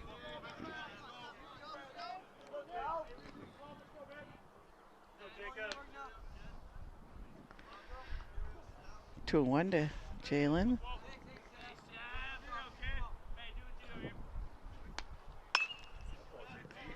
It's a fly ball. It's going to get to the fence. Jalen in with the double. That's what they need. Jalen with the shot. So, third time up. Could be a charm here for the Fishermen. We got Jackson Hicks as a pinch hitter. Telling Jackson's parents the other day played on the hockey team, and there was this great picture in the paper of Jackson surrounded by these two big defensemen and the puck going in the net when he scored a big playoff goal. Just so much fun. It was what a great picture it was. Those are keepers when you get things like that. We got Zach Morris on deck. Umpire conversing with Jackson. Wonder what he's talking about. The big smile on his face. Can't have a better team player than this kid up here. He'll give you all he has.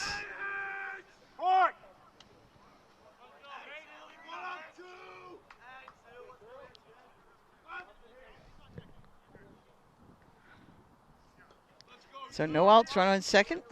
4-1 Masco. We're here at Cape Ann Live. How much fun is this? Can't be any better fun than this.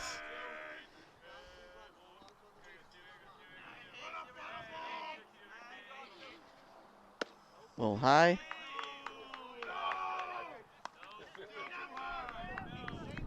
Jason has a not very big strike zone. But I tell you, he can hit. Don't be deceived. Good things come in small packages, baby. All right, he's seen one. Jackson's a junior.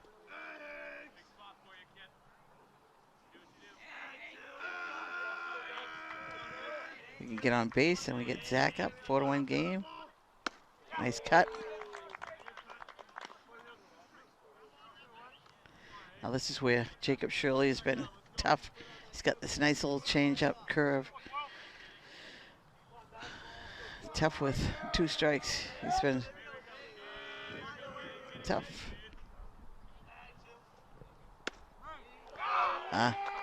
Strike 3.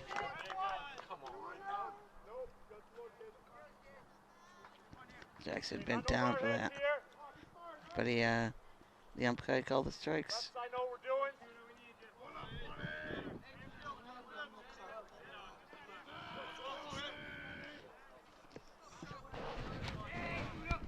Just turn it on like halfway so the lights aren't showing. Okay. Hey, here we go. Zach Morris, he's due. Walk and a pop-up to short. The first pitch is last at bat.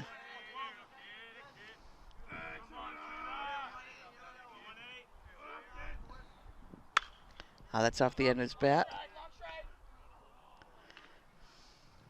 Way ahead of that curve. Let's go, Don! Here we go, Sonny, down here! Let's go, 1, 2, come on, Don! Let's go, you! Let's go, Shirley! Let's go, 1, 2! Let's go, here we go, Don! Shirley, what is that, Shirley?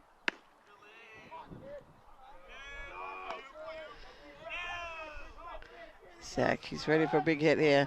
Base hit will bring in Jalen. Jalen's got excellent speed on the bases. Well, when you're 6'3", Long legs, that does help. Nice play by the catcher. Good pitch by the pitcher. Get him fishing. Oh, get it? Oh, fishing.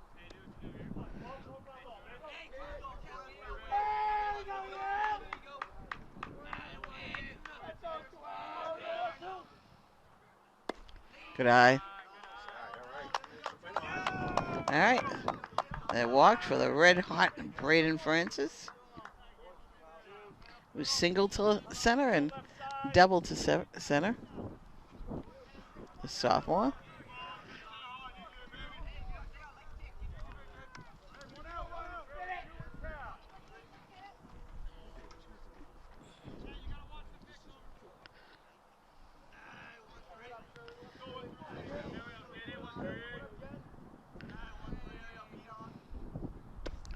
Nice pitch. Wasn't what Braden was looking for. Good job.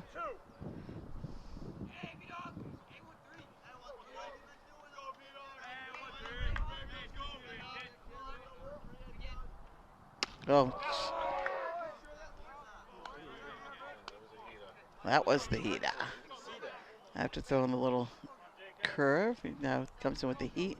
Now he's ahead of the count. Nobody. Now he's a sophomore. He could play some mind games here. What is he going to do? Oh, got one up in the air. And Braden connects. That was not a good 0-2 pitch.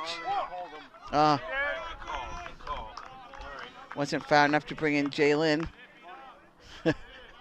Rory's way down to the next batter. It's kind of funny.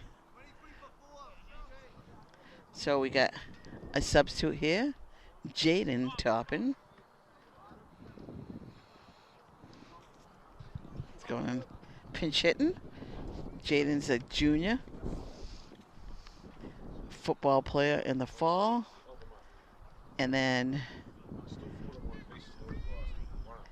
in the wrestling, he had a fairly decent season, I would say.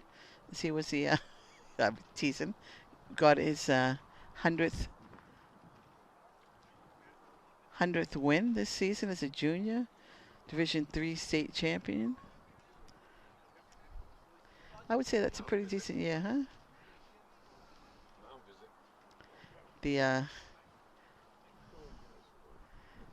It's so much fun to watch the Toppin triplets as they were as Michael and Wilson Sr., but they're Irish twins, Irish triplets.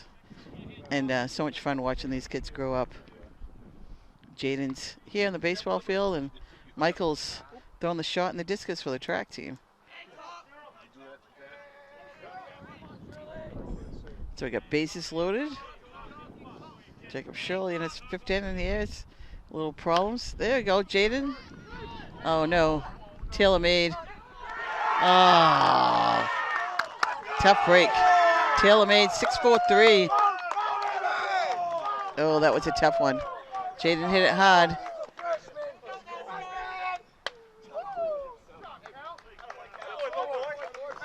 That's a tough one.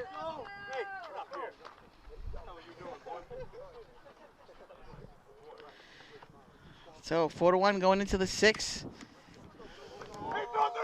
It's a killer. It's baseball for you right there. Jaden jumped on that first pitch. Just didn't hit it quite hard enough. We have Ben Mello coming in to play second base. The two juniors, Mello and Simondigger, have been rotating at that spot.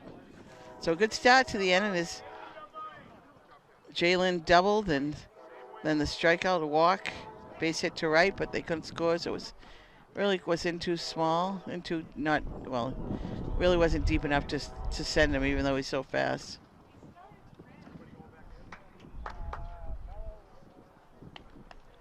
Well, that's a killer.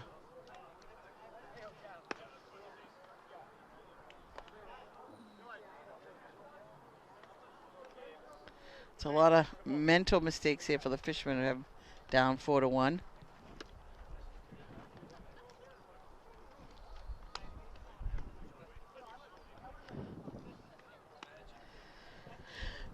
for Masco this inning. Let's see what they got coming up. 1, 2, 3, 4, 5, 6, 7.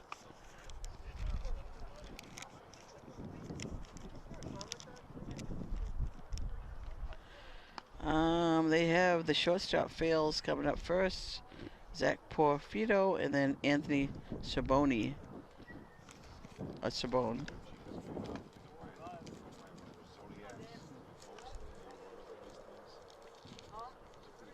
They're cheap too. They don't think it's Oh, relatively inexpensive, low maintenance. I knew you were doing because you're so close, man. so here we are, the top 6. You might be able to make a deal of across the street in that greenhouse. They got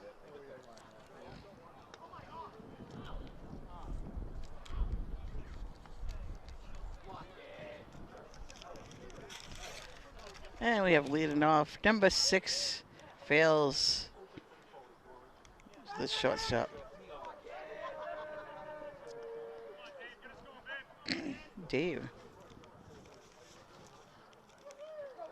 My God.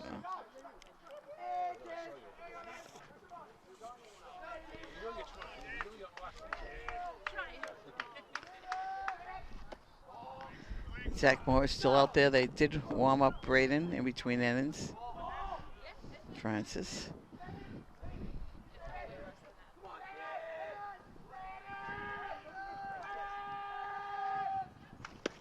It's a strike.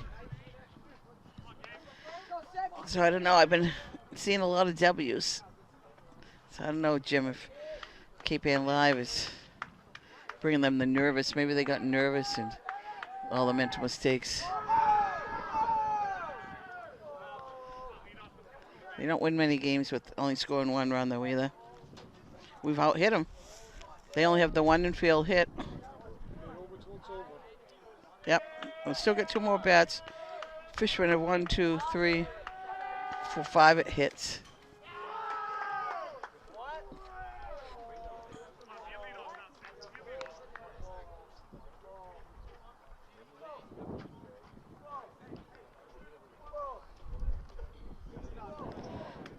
Six more outs we have.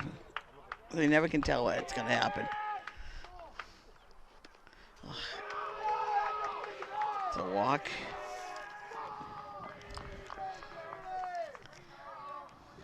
Fields. Dave Fields walks. The stat, the top of the 6.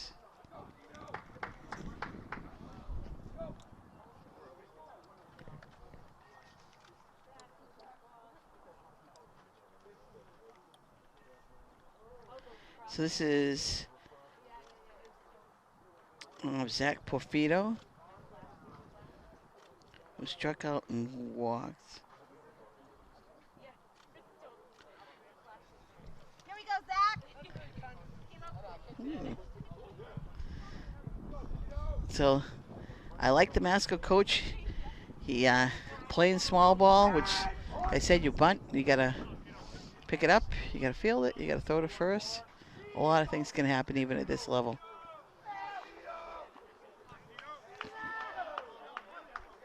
Vito, I like it.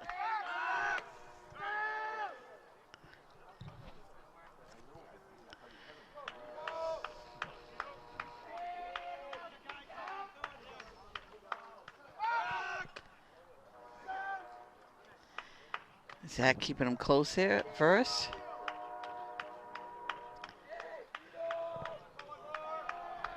So let's see what they do. See if they bunt. Nobody out. Why not get the... Either they're going to steal. I can guarantee one of the two. So we haven't come close to really throwing anyone out yet.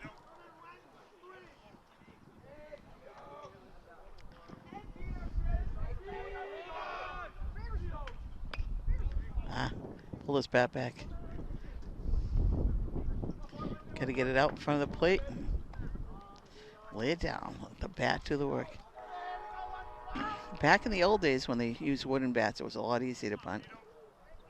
The ping is a little different now. You got to really learn that bat out in front of the plate. So the thing is here is you're going to watch the runner on first because he's going to just fly all the way to third if this kid gets his bunt down. Because Gloucester's leaving third open. The pitches, somebody's got to get over there.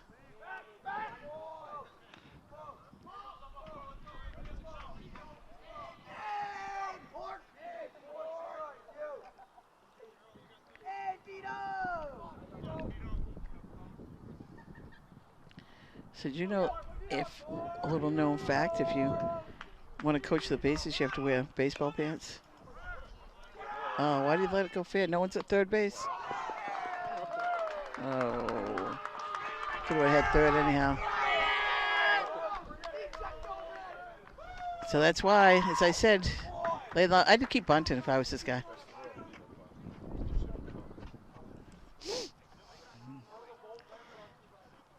So an error first. Walk, error. That's got to be, I think he's was close to the pitch count anyhow. The thing with as I said, Gloucester was practicing the bunting. And yesterday, practicing the defense for when to bunt and still killing them. So Zach leaves 5 innings officially. He only gave up 1 infield single. He struck out 5, 6, 7. But the walks killed him. Walks and hit by pitch. He hit 2 people. And 1, 2, 3, 4, 5 walks. And the errors kind of killed him. So it's 4-1. Masco.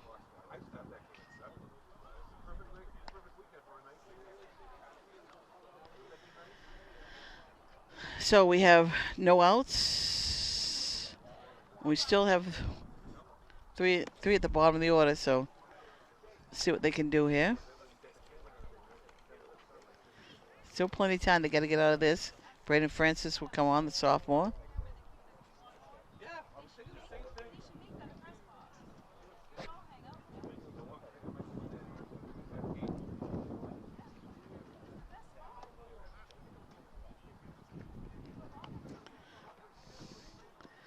So the Fishermen started flat, I thought, today, too. Not much life in them. They've had way more life.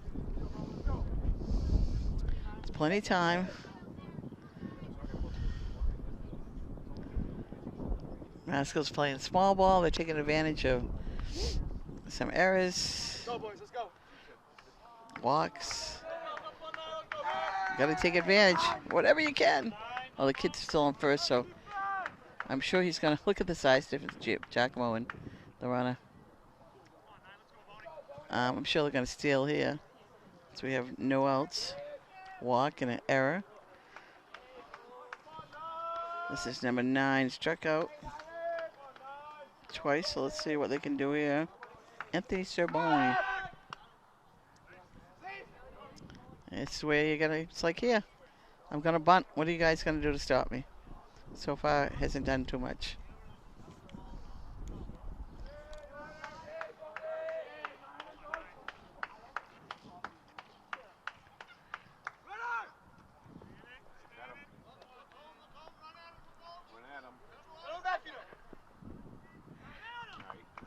Good job, Ben.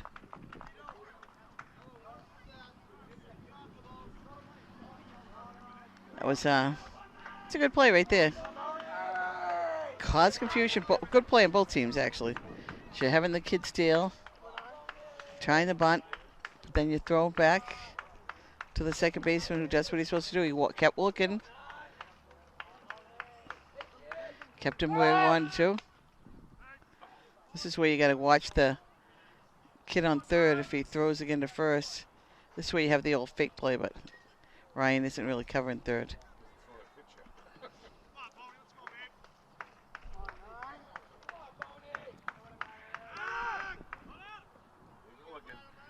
Oh.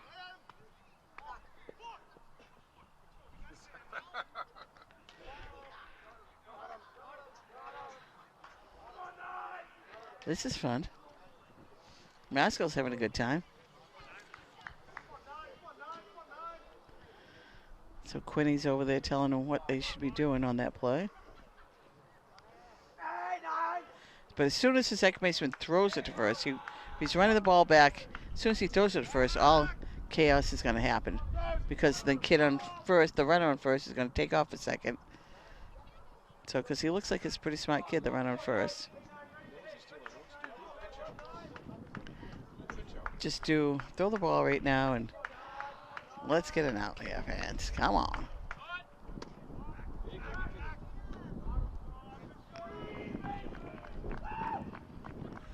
Well, strike one. Now they got to settle down, bring the infield in. What are they going to do? Yep. Got to hold the runner there.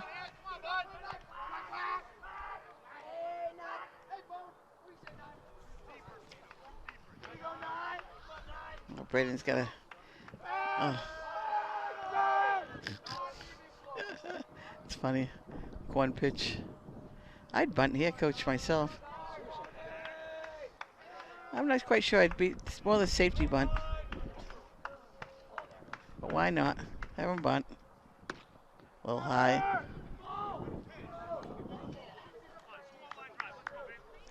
Two and 0 pitch. About 4 minutes here. And the pitch is 2-0.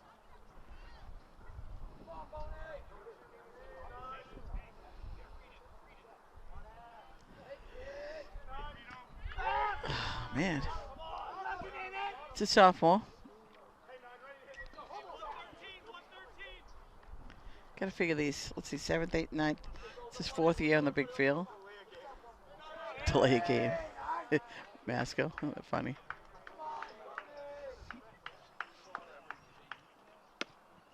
Gotta concentrate on the batter here now. We don't want another walk.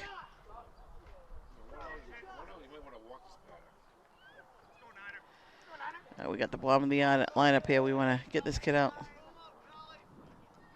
Come back, throw 3 strikes. Let's go, Ricky. Throw him the heater. All right, ball 4.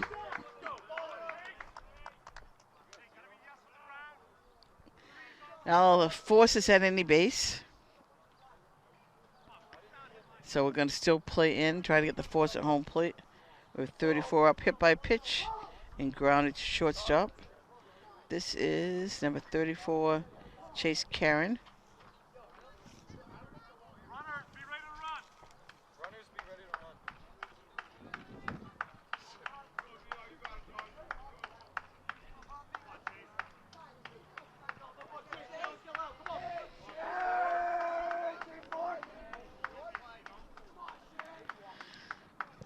So here we go, bases loaded, no outs.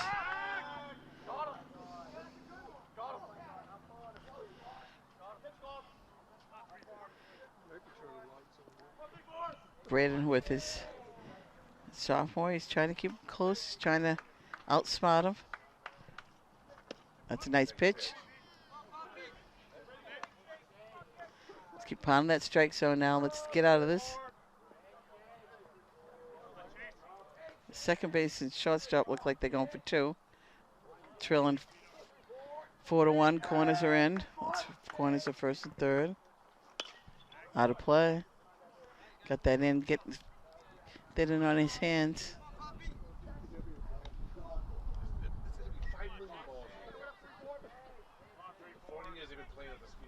2 strikes on the batter.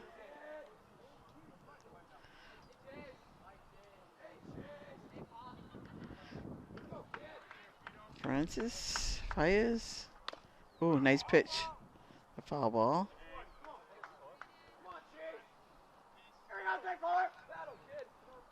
Nice, another nice pitch went off his foot, the batter. Chase. I like the left-handed big guy wearing big poppies never. And the kid's calling him puppy.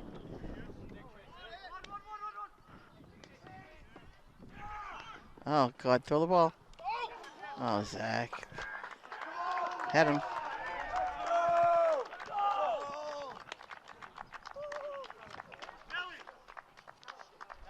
So, that was interesting. Nice play by Ben Mello.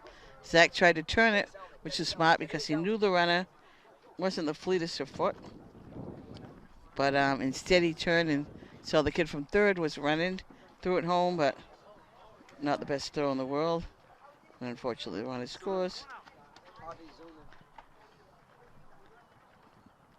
And it's 6-1. Runner on first, we got a pinch runner. Number 45, Gustafson. Well, bases were loaded, so the first kid scored on the hit. The second kid scored on the error. There's two of them. They went out a second. Two runs scored on. One scored on the ground ball, but the other one scored on the other. So this is pitcher, Jacob Shirley.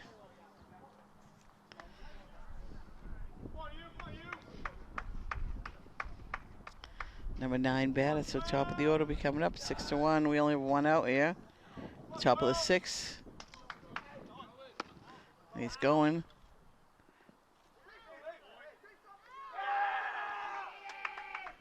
Ball was dropped, but it was on a bounce. He was in there anyhow. So between the walks, the stolen bases, the errors, it's been a tough game here for the Fishermen. Wasn't supposed to happen this way. Masco's a good team though too, and they're forcing the Fishermen to make these plays. They're being aggressive on the bases. They've been putting the pressure on the Fishermen. They just haven't responded.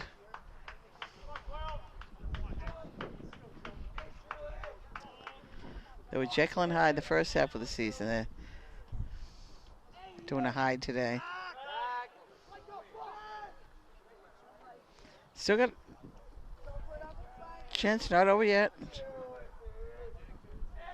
Only the top of the 6. JV softball team yesterday was losing by 5 runs going into the bottom of the 6, and they only played 6 because of field time. But anyhow, they were losing 5-0 and ended up winning the game, losing by 5 runs, and came back and won by 1. Scored 6 in the end, and so anything's possible in high school sports.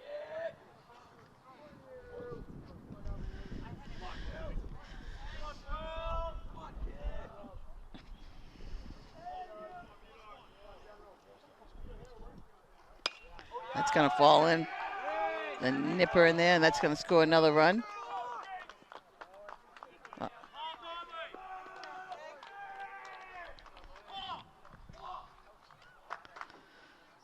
So that's another run. Nice hit by Jacob Shirley.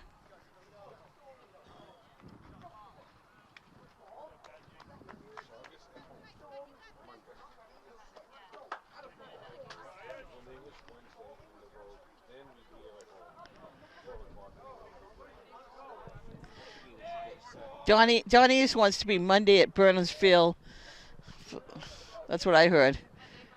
That's what I heard. The rumor mill was Donnie East would be at Burnham's Field for a short stature. JV softball, baby.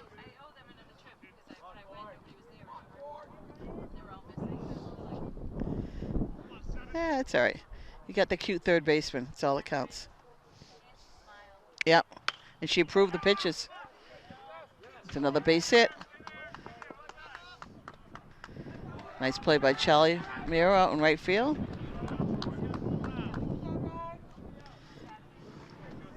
So that was, I'm sorry, Corcoran, his second hit of the night.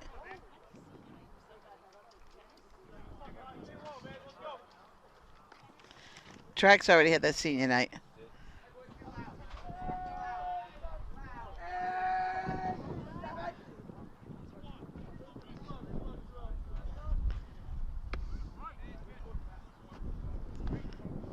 Donnie always comes to take pictures of the JVs. This certain third baseman has crushed the ball twice. He's 2 for 2 with Donnie and is crushing the ball. So Donnie and brings good luck. There you go, firing by. This is number 27, Ty Felberg. Ty has walked, flied to right, and struck out in the first inning. Zach Moore struck out all 3. But it's been basically, this is the first inning that they only had 1 hit up till this inning. 4 runs. Umpire got crushed there. Long end in here for the fishermen. 6 batters so far. We only have 1 out.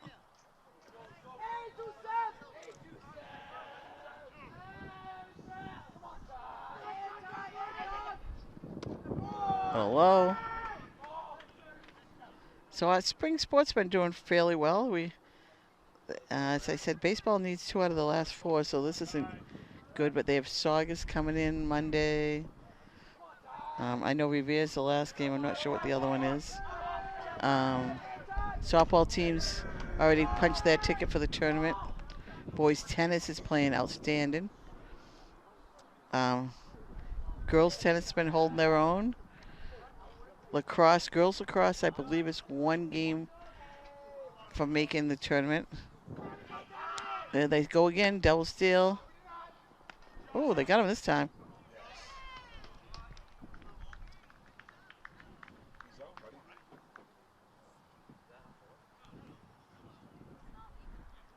Now he is. They threw him out.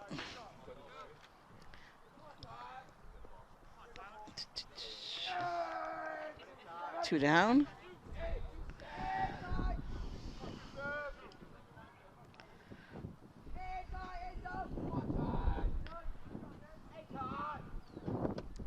Ball 4.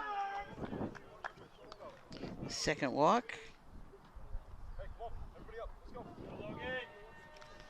This is Logan Kuhn, the center fielder. Logan, just like his buddy in front of him, struck out and flew to right, but then he had to field his choice. Third time up. Number 3 batter, so you know he can hit, as I said before.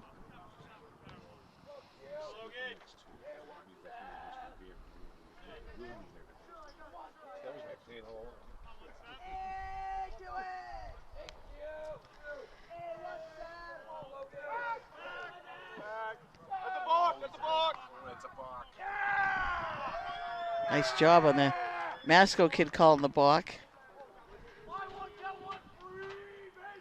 Sophomore mistake. His heart was there. That's the number 4 batter.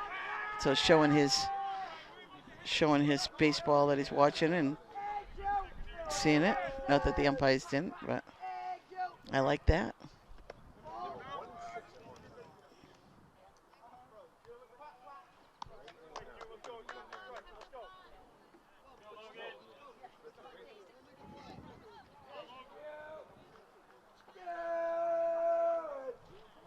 All right, we got runners to second, third. We have 2 down. Logan Kuhn up at bat. Pop up. Center field, Jalen. And that's 3. We go to the bottom of the 6th. The Fishermen down 6-1 now. For the Fishermen, we have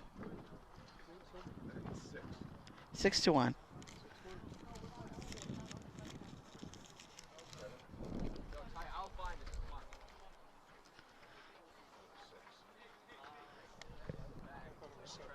I think it's 6-1. 1, 2, 3, 4, 5. I have 6. 1, 2. Oh wait, no, they had 4. They had 4. 1, 2, 3, 4, 5, 6, 7. 7-1. My apologies.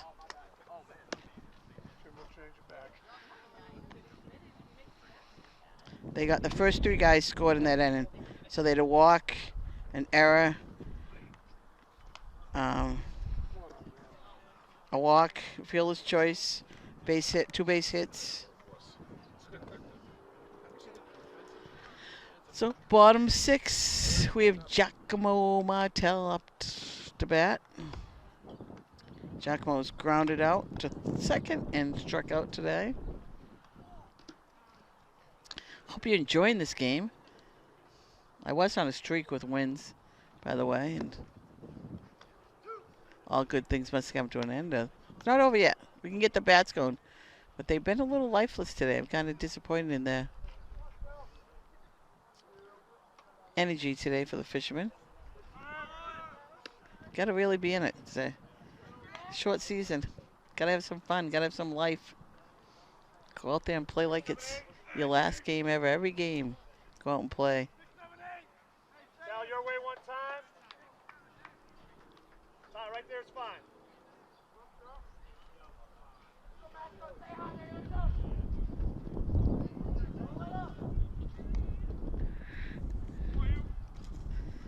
Let's see.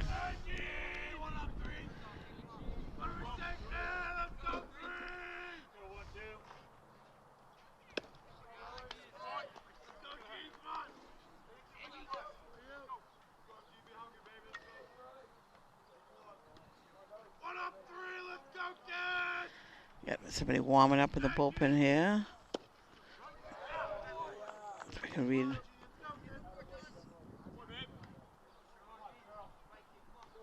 '17 is Charlie Miro warming up in the bullpen. You out there, Jerry? That would be fun to watch.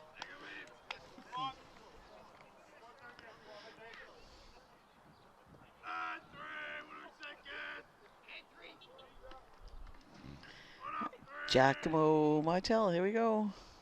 Oh, tough swing. As I said, Shirley's really done a nice job keeping these guys off balance. I like him. Does well. It's been pounding the strike zone. Got one walk, two walks. 1, 2, 3, 4, 5, 6, 7, 8, 9 strikeouts I have him as.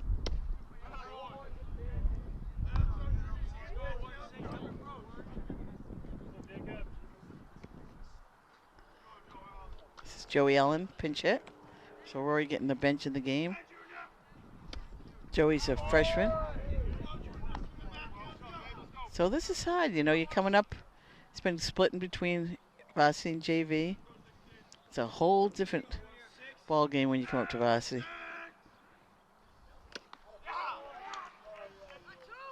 He's trying so hard.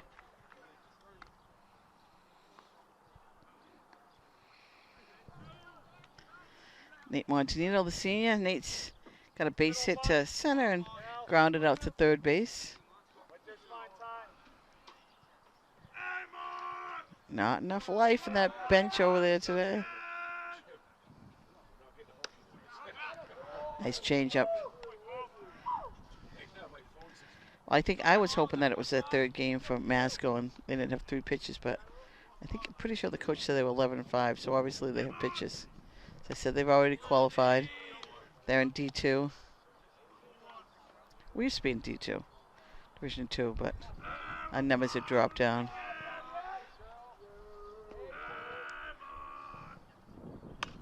Pop up to the catcher. Nope. I don't think he saw it quick enough. Wasn't up high enough. Good try, good effort.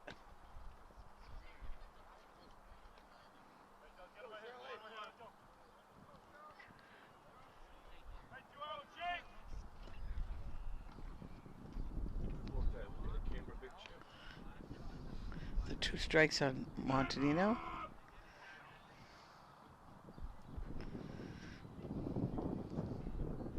Nate's mom, Kelly's been substituting at O'Malley, God bless her, with a smile on.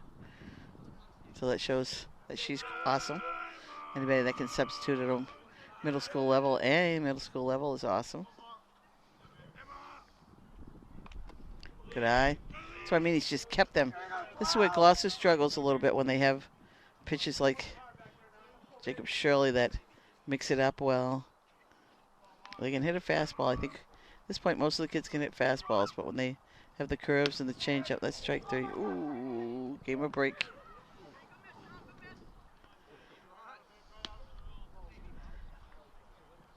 So that's what you got to be at the varsity level. You got to be able to do this. You got to be able to throw the change, curves. Can't just have a heater. You're not going to throw it by these kids. Nice eye. Good at bat.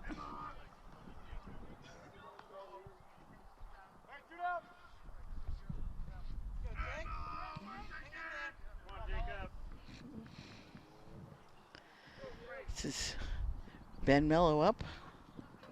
His first at bat.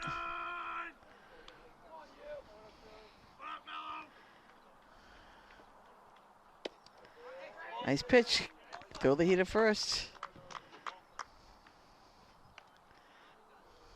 Ben's got to just relax. He's a really good hitter.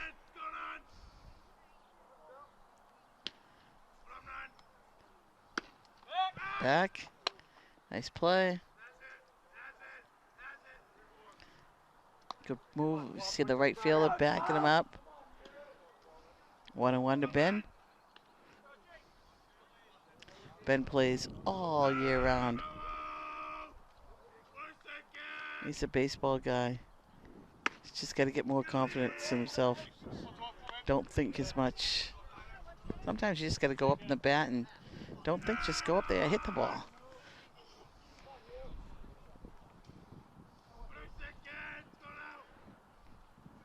Pop up.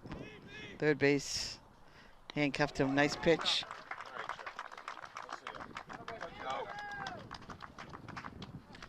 So after 6, Masco 7, Gloucester 1. Was a 2-0 game, then 2-1, and Gloucester's been shut out by nice pitching here by Jason Shirley, pitching to Jim.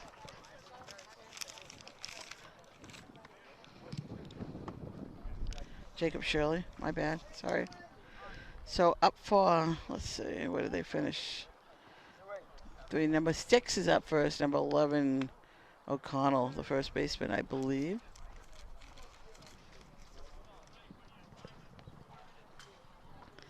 Well, one thing, Jim, KPN Live, we're bringing the game. It's a beautiful, turned out to be a beautiful day for baseball. The sun's shining right in our face. So hopefully, Jim, who's the Wonder Tech guy, figure that out. But I still think we want to find a better angle somewhere. I don't think there is. So there's rocks are down there, right, in left field. That you can't drive there anymore. That's interesting that they did that. Wonder why. Yeah. But really, what is that grass used for?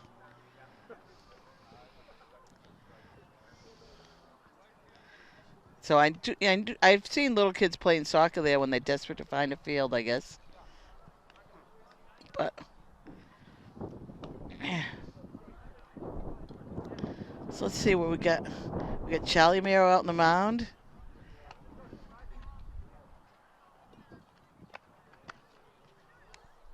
Braden Francis went back to short. That looks like Zach Morris in right field. Jalen's still in center. Nate's still in left. So that's the only change. To see, I don't know how much Charlie's pitched. Charlie started out here and they went back a little bit. He's just a sophomore. Went back out to the JVs for a little to get it going. He's only been fielding lately, but that's going to come. Charlie started on the varsity basketball team as a sophomore. A good athlete. He's going to, I think, grow a couple more inches, hopefully. But now it's going to be up to him how much he wants to improve in baseball, too.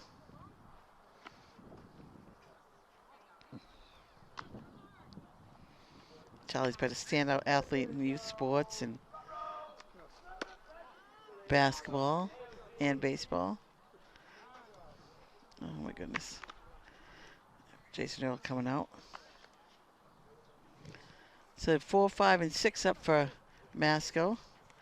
Top of 7.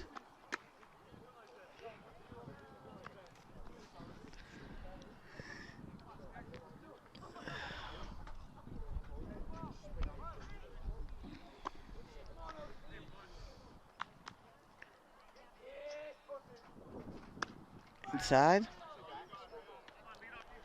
Not sure how much Charlie's pitched during the season.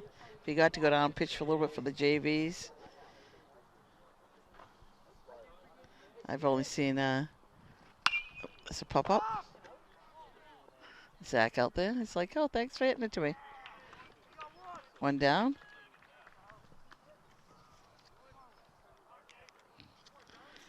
He had walked, flied out to right, strikeout, but he got on by an error, grounded to first today, and now the fly out. So they've actually done a nice job with their big hitters, but like I said, it's been the walks, the errors, not being able to do the things that make you win games. Dave Fields is up, the shortstop. He started off the rally in the first inning, scoring a run with a hit by pitch, stolen base with an error, sack, bunt, then reached on an error on the first baseman. Scored 2 runs today. Those are the little things you want to see. Nice cut.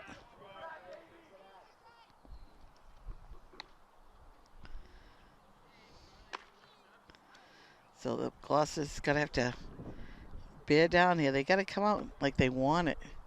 Got to come out with some life. So it's going to be up to the seniors to get them going for next week. 3 games. Got to win 2 of them. Masco's a good team. Not taking anything away from Masco. But they really didn't come out with any fire today. And it's all about the fire.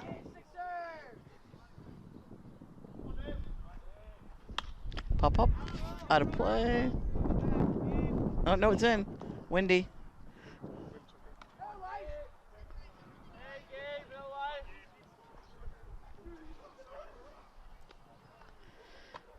It's a tough one.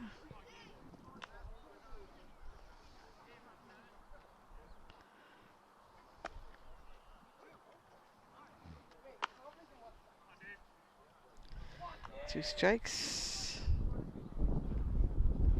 A little high. That's where if you're watching, you get somebody lucky, like when Donnie's taking pitches. You got to and you get a picture of yourself. You got to watch and see where like that one he just didn't follow through. That one he followed through a lot. Got him to chase a bad pitch. It's 2 outs. And we have up number 14, the lefty. They got a couple lefty batters. My favorite lefties. Zach Porfido, number 14. Yep. He struck out, walked, and walked.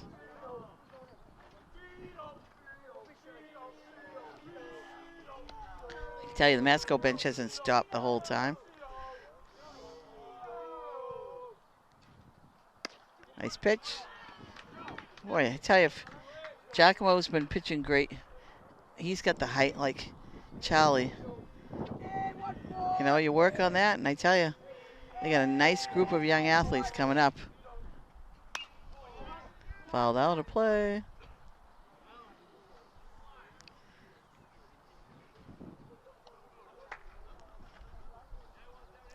You gotta really love baseball to play it. And Charlie's a good athlete. So like I said, it really depends what you do in the summer and the fall. You got to play more than just this if you want to get better. It's a pop-up. Shortstop, Francis. Charlie with a beautiful 4, 5, and 6 gets him out. 1, 2, 3. And we're coming up to the 7th inning, where it will be the top of the order. Severino, Earl, Morris.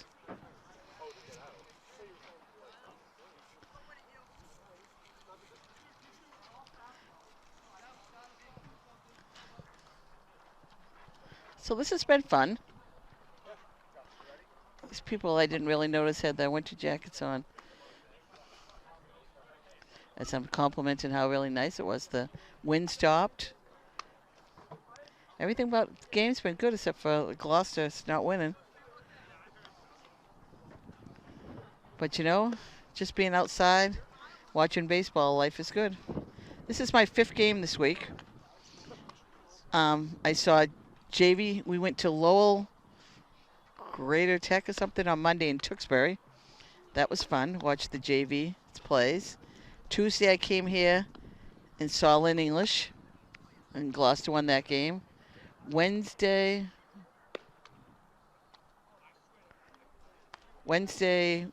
we played home. No, Wednesday went to Beverly. Thursday softball was home, and here I am today. Now I got to check my schedule when I go home and see if Rockport is playing tomorrow at home, and then I'd have like the perfect week, although it's supposed to rain. Life can't get any better for me. Well, it can because I could be swimming, but it's not quite time for that yet. The best is when you swim all day and then you go watch a baseball game, sit on the top of the hill at Woodrow Field and watch Little League Baseball. That's fun.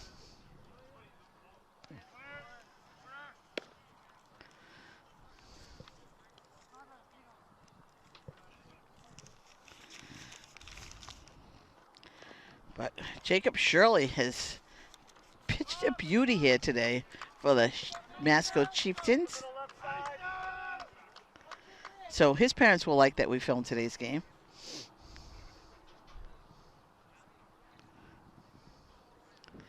So Rhonda in Florida, Jalen's grandmother, is in Florida, never gets to watch him play. So she is very appreciative of us doing today's game. So you know she's down there screaming, come on, Jalen, get a hit. He's 1 for 3. Nice cut. That was right off the catcher's helmet.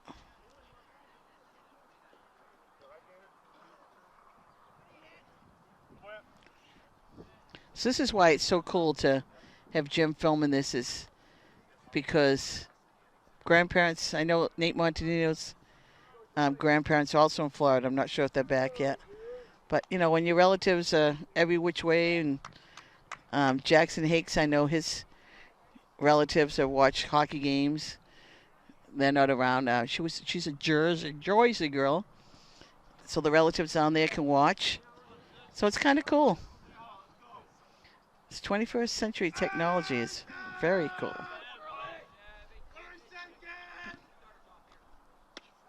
Nice pitch. Jalen wasn't looking for that. So Jalen, just a freshman, got to be batting in the 300s. He's got 2 home runs. Oh, high heat, baby, high heat. The downfall of a lot of us. It looks so good coming in. You just can't catch up to it. Jason Earl back in. He had a hit. He was pinch hit last time. The senior is 0 for 2. Ground out to first in a second. Strike one.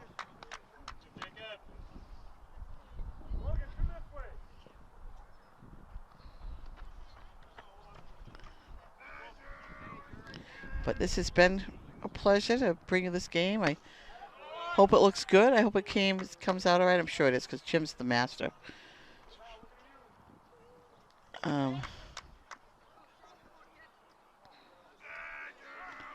But it's just been fun to do this. This is the second time he's tied his shoe. Maybe next time you want to double knot it.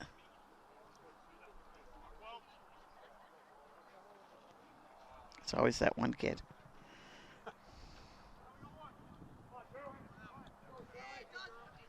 Masco will be having a nice ride home.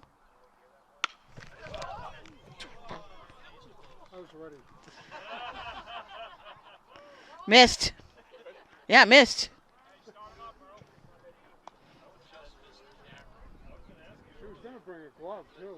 Oh yeah, it's in the car. What the heck? I don't think I would have had that.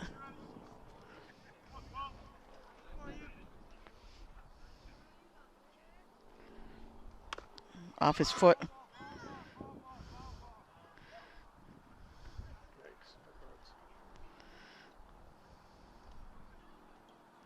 Yeah, the dirt will take care of it.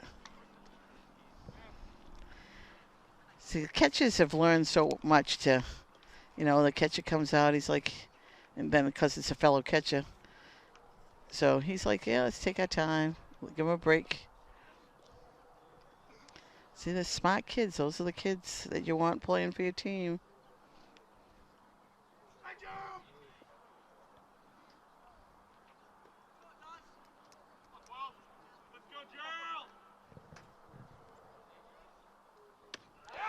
Nice pitch. That's what he's been doing all game.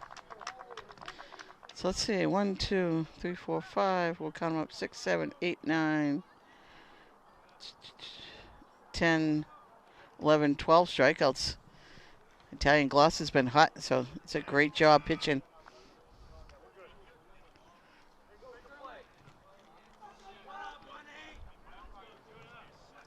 And that's just unofficial. That's me, but it's gotta be. I gotta be pretty close. There's a rip.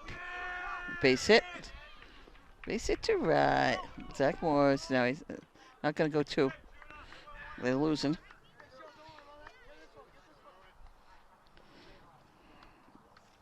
So Zach gets in the hitting column. He walked twice. Up to 6.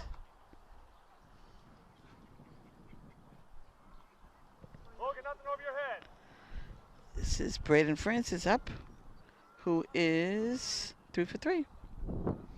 Been his only nemesis today. There's another one. Turn and swung. Good job, not going anywhere. Braden with the day. So Braden's mom can save this. Double and 3 singles. 3 to center field, 1 to right. We get to see Jaden chopping again. Jaden's been like the big mouth in the dugout today. So can hear his constant chirping. You like it?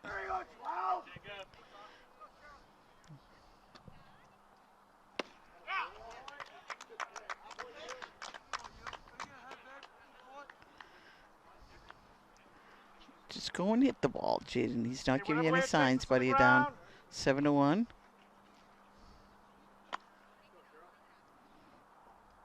Ooh. Oh, that was sweet. That's a nice one. I had to just miss.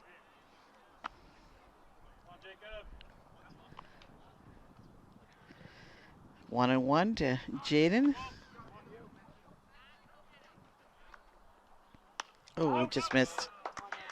It's a little power behind that body.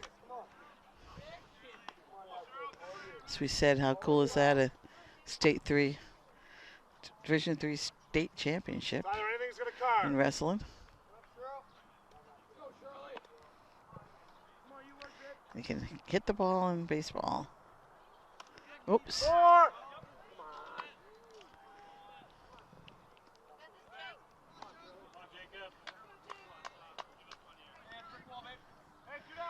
we got 2 down, 2 outs, 2 strikes.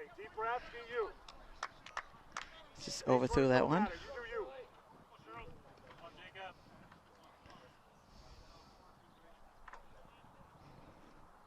Oh. A strikeout there. So that's going to end the game with Masco 7, Gloucester 1. So we hope that you enjoyed today's game here on Cape Ann Live, and maybe we'll see you around again. Thank you and good night from Jim Capello, Lisa Olson. Good night, everyone.